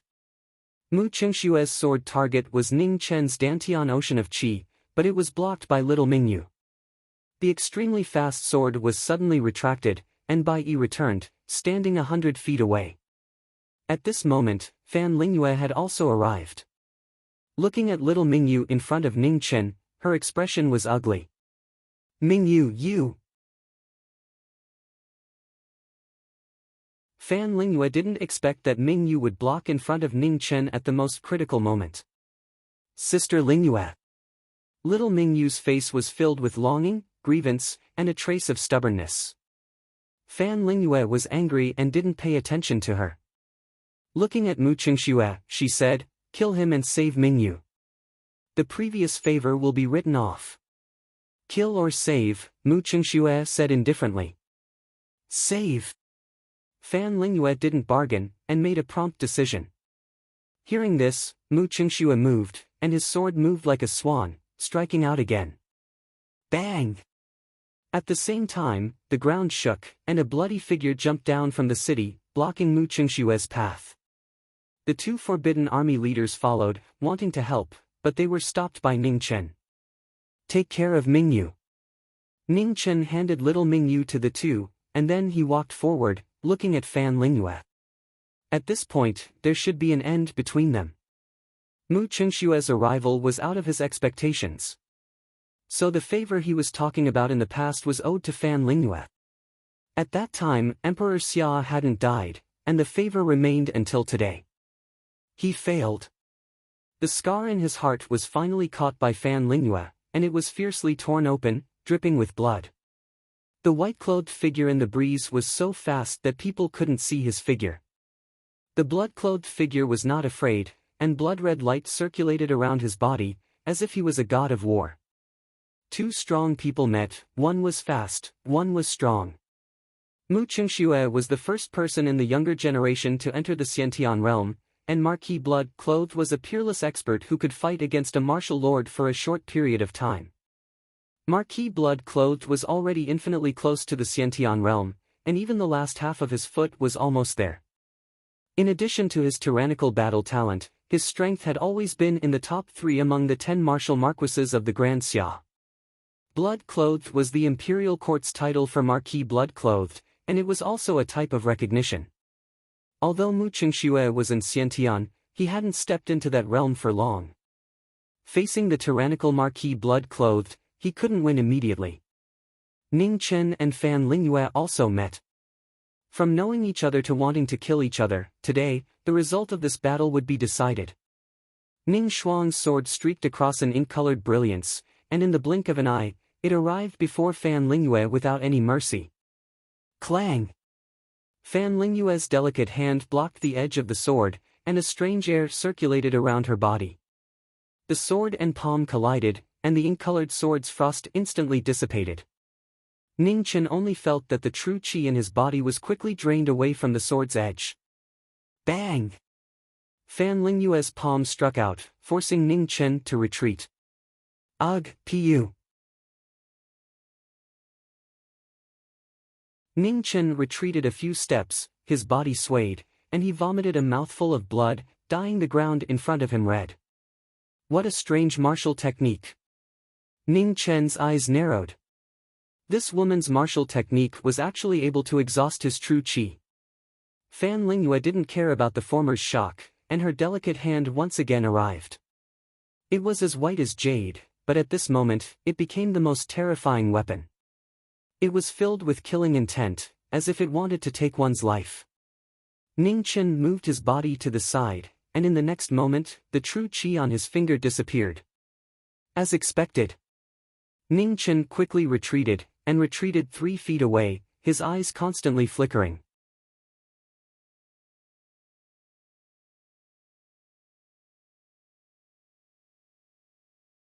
Chapter 111. Fan Lingyue's martial arts could indeed drain the true qi of the person he came in contact with, be it the sword or the body. Moreover, the longer the contact, the faster the true qi would be drained. The military advisor of Northern Meng was indeed the scariest person in the world. Fan Lingyue had almost no weakness in terms of wisdom or martial arts. He made all his opponents feel powerless. The ink sword in Ning Chen's hand condensed frost again. Snowflakes drifted around him. His figure flashed and his sword pierced through the air. Fan Lingyue's figure also came forward. White light circulated in his hand as he reached for the ink sword. Clang! The moment the sword and the palm met, the ink sword left without stopping. On the tip of the sword, a wisp of frost disappeared, and quickly condensed back. Ning Chen chose to drag the battle without hesitation. He wanted to consume as little true qi as possible. He knew that Fan Lingyue's body was unwell and he could not fight for a long time. This was also his only chance. The battle between the two sides became more and more intense. On Marquis' blood-robed side, the battle between strength and speed had reached the most white-hot level. The blood-stained clothes made him even more powerful. Between the moves, bloody light shone brightly. A large area of the void was distorted and cracks appeared, as if it could collapse at any time. Mu Qingxue's sword was so fast that even its afterimage could not be seen clearly. All that could be seen in the sky was a flash of white light. Bright blood steel, condense. Amidst the brilliant light, a blood-colored steel appeared in the sky. It had a radius of 100 feet. The blood-colored light soared into the sky, giving off a sense of oppression that only an innate master could have. Mu Qingxue's body felt like it was stuck in a quagmire. His speed decreased by 30%. Marquis blood-robed raised the bright blood steel and turned his palm to suppress the speed. The battle was not going well. Mu Qingxue retreated 100 feet and soared into the sky. The shadow-bearing sword spun rapidly. The mist in the sky turned into sword qi and formed a pair of dazzling snow-colored wings behind him. Sword leaving traces. In a short moment, the beautiful figure in the sky had already disappeared. The sword left a trace and instantly arrived in front of blood-robed. Swish! Blood splattered and Marquis blood-robed's body was dyed red again. Marquis blood-robed did not retreat at all. Instead, he used his palm to meet the sword. Bang! The snow-colored wings were affected by the palm wind, and a small part of them fell off. Mu Qingxue raised his sword to block the attack, but his body was sent flying 30 meters away by the huge force. 10 sword strikes for 1 palm strike. Marquis blood-robe's every strike was swift and fierce. Eventually, Mu Qingxue was unable to dodge. His blood and qi were boiling inside his body. Although he was not injured, he was still affected. While Marquis Bloodclad and Mu Qingxue were locked in battle, Ning Chen's side also encountered trouble. The more Fan Lingyue fought, the stronger she became. Her cultivation technique was raised to the peak, and white light shone around her. Every step she took was brilliant, and every move she made was powerful. She was like a goddess descending to the world, suppressing him to the point that he felt like he couldn't break through. The frost essence of the ink sword dissipated upon contact. Within the white light, the true qi was rapidly drained away. Ning Chen retreated again and again, feeling depressed. Ever since he started practicing martial arts, this was the first time he was in such a sorry state. Fan Lingyue didn't hold back in the slightest, suppressing him step by step and forcing him to take his life with every move. He wanted to get rid of this great calamity today. Absolute suppression caused this battle to have no suspense, and the outcome would be decided very soon. However, at this moment, there was a sudden change. Fan Lingyue's body suddenly stopped, and she coughed violently. The white light around her also dissipated rapidly. Her sick body couldn't withstand the exhaustion of a long battle, and began to show signs of exhaustion. First defense, raging waves splitting 10,000 miles. This was a rare opportunity. Ning Chen's eyes focused. His sword raised 100 zhang tall wave, and in the midst of the raging waves, a sword slashed through the sky. In the loud explosion, the world was miserable. Sand and dust flew wildly, covering the vision of everyone in the surroundings. In the midst of the sand and dust, the white light rose again. When the sword and the palm collided, Fan Lingyue let out a muffled groan, and retreated a few steps. Then, she used her delicate hand to disperse the force, and struck out with her palm. With a bang, Ning Chen was sent flying again, and blood spurted out. After landing on the ground, he stabbed his sword into the ground and barely managed to stabilize his body. Cough cough. Fan Lingyue coughed violently, and blood kept flowing out from between her fingers. The white light around her body also began to become extremely unstable, sometimes strong and sometimes weak. Seeing this, Mu Qingxue frowned. His figure flashed, and a sword light slashed towards Ning Chen. Soon after, he swept Fan Lingyue away from the battle. At the same time, Marquis Bloodrobed arrived and blocked the sword light. Looking at the two who retreated, his eyes narrowed slightly. "Are you all right?" "I'm fine." Ning Chen wiped the blood from the corner of his mouth, and shook his head with difficulty. This battle was too embarrassing. If it wasn't for Fan Lingyue's body being unable to withstand the exhaustion of a long battle, he would have lost without a doubt. The heavens were still fair. They gave Fan Lingyue frightening intelligence and martial talent, and also gave her a sickly body. The northern Meng army retreated in a grandiose manner. The soldiers in the city heaved a sigh of relief. The pressure from the 10,000 heavy cavalry was too strong. It was like a flood of iron that wanted to swallow everything in front of it. After the cavalry retreated, Marquis Bloodrobed brought Ning Chen back to the city lord's mansion. Both of them were injured and needed to recuperate. Especially Ning Chen, who received 2 palm strikes from Fan Lingyue. After returning, he kept coughing out blood. Little Mingyu stayed by his bedside, silently serving him soup and medicine. Her sad little face never smiled again. In the northern Meng army, Fan Lingyue wasn't any better. Half of her blue clothes were dyed red with blood, looking very miserable. Retreat. Half a day later, a military order was issued. The army retreated 200 miles according to the agreement. Marquis, Northern Meng has retreated. Outside the room, a general sent a message, informing him of the situation. Got it. Ning Chen leaned on the bed and said tiredly. He wasn't surprised about the retreat. Fan Lingyue was a proud person. Since she promised to retreat, she would definitely retreat. Scheming was scheming, and promises were promises. They were not the same thing. He had told so many lies in his life that he couldn't remember them all, but he had never forgotten the promises he made. He and Fan Lingyue were still similar people. Aside from the concealment on the outside, they still had their own pride in their bones. A distance of 200 miles wasn't much, but it was enough to let the soldiers and commoners in the city breathe a sigh of relief, reducing a lot of pressure. This war wouldn't end too quickly. If this pressure continued, the soldiers and commoners in the city wouldn't be able to bear it and would have a mental breakdown before the war was over. Little Mingyu wasn't in a good mood. She didn't have any reaction after hearing the news of the retreat. Mingyu, she's fine. Don't worry. Ning Chen rubbed the little girl's hair and comforted her. These days, Mingyu was the one who suffered the most. Between him and Fan Lingyue, little Mingyu was indeed troubled. Can you stop fighting? Mingyu was a little depressed. Today, she saw Sister Lingyue and the bad guy get injured. She felt very uncomfortable. Both of them were the people who treated her the best in the world. Why did they have to fight to the death? Ning Chen sighed in his heart. He couldn't answer.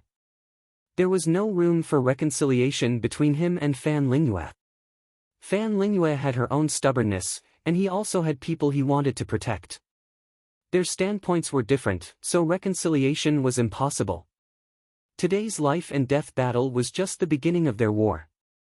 In the future, it would only get more and more tragic until one side fell. Fan Lingyue's intelligence was already troublesome enough. Now that she displayed her unparalleled strength, it was really troublesome. Under the Xiantian realm, this woman was almost invincible. Even if a Xiantian wanted to kill her, it wouldn't be that easy. That lustrous white brilliance was too strange. It could remove a person's true qi, making it so that the opponent couldn't use their strength. Before the battle even started, they had already lost. He had encountered so many experts before, but he had never been suppressed like today. He didn't even have the slightest chance to resist. Moreover, Mu Chengshue's arrival gave Fan Lingyue another powerful helper. Although Marquis Bloodclad could restrain him, the other side still had Si Ming Jian and Jian Luying. Once their injuries recovered, the situation would become even more unfavorable for them. Now, even Sword City had begun to openly help Northern Meng. The trend of the world attacking Great Xia was already unavoidable. It could be said that Great Xia had reached its most dangerous moment. To the north was Fan Lingyue, to the west was Eternal Night Cult, to the southwest was Du Yi Temple, to the southeast was Menyang Country, and to the east was Sword City. Apart from the barbarian dynasty in the south and Jinji Country in the northeast, all the borders of Great Xia had entered war. What was worse was that Great Xia was now in the critical period of changing the throne. If it wasn't handled well, there was a high possibility of a mutiny. This also caused the military forces around the imperial city to not dare to move, further worsening the situation of Great Xia. In the next 3 days, Ning Chen and Fan Lingyue were recuperating. The two armies were also relatively quiet, waiting for the next order. However, at this moment, bad news came, causing Great Xia to fall into a state of panic. Marquis Wangchuan had died, and the dean was seriously injured.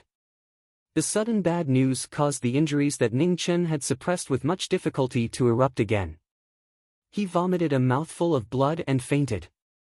Great Xia was finished. This was Ning Chen's last thought before he fainted.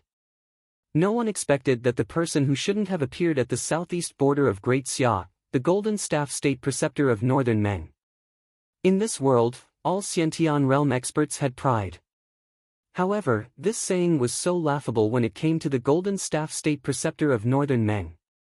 As an Xiantian realm expert of the Three Disasters State, the Golden Staff State Preceptor first killed the Marquis of Wangchuan in secret without caring about his reputation. Then, he launched a sneak attack during the battle between the abbot of Du Yi Temple and the dean, severely injuring the latter. Ning Chen's prediction quickly became reality. In the next few days, the situation of Great Xia took a turn for the worse. Tens of thousands of disciples of the Buddhist kingdom walked out of Du Yi Temple. Under the lead of the abbot of Du Yi Temple, all of them stepped into the territory of Great Xia. The monks of the Buddhist kingdom, who had a Xiantian realm expert of the Three Disasters state, broke through several lines of Great Xia's defense lines like a hot knife through butter, and rapidly advanced north under the banner of slaying demons. The Xiantian realm experts of the Three Disasters state were too terrifying. With a raise of their hands, the sky collapsed and the earth caved in. This was completely beyond the imagination of the people of the world. It was simply not something that could be stopped by human strength. One day later, Ning Chen slowly woke up. Dragging his injured body, he picked up a brush and wrote a letter to Zhang Sun. The content of the letter was very simple.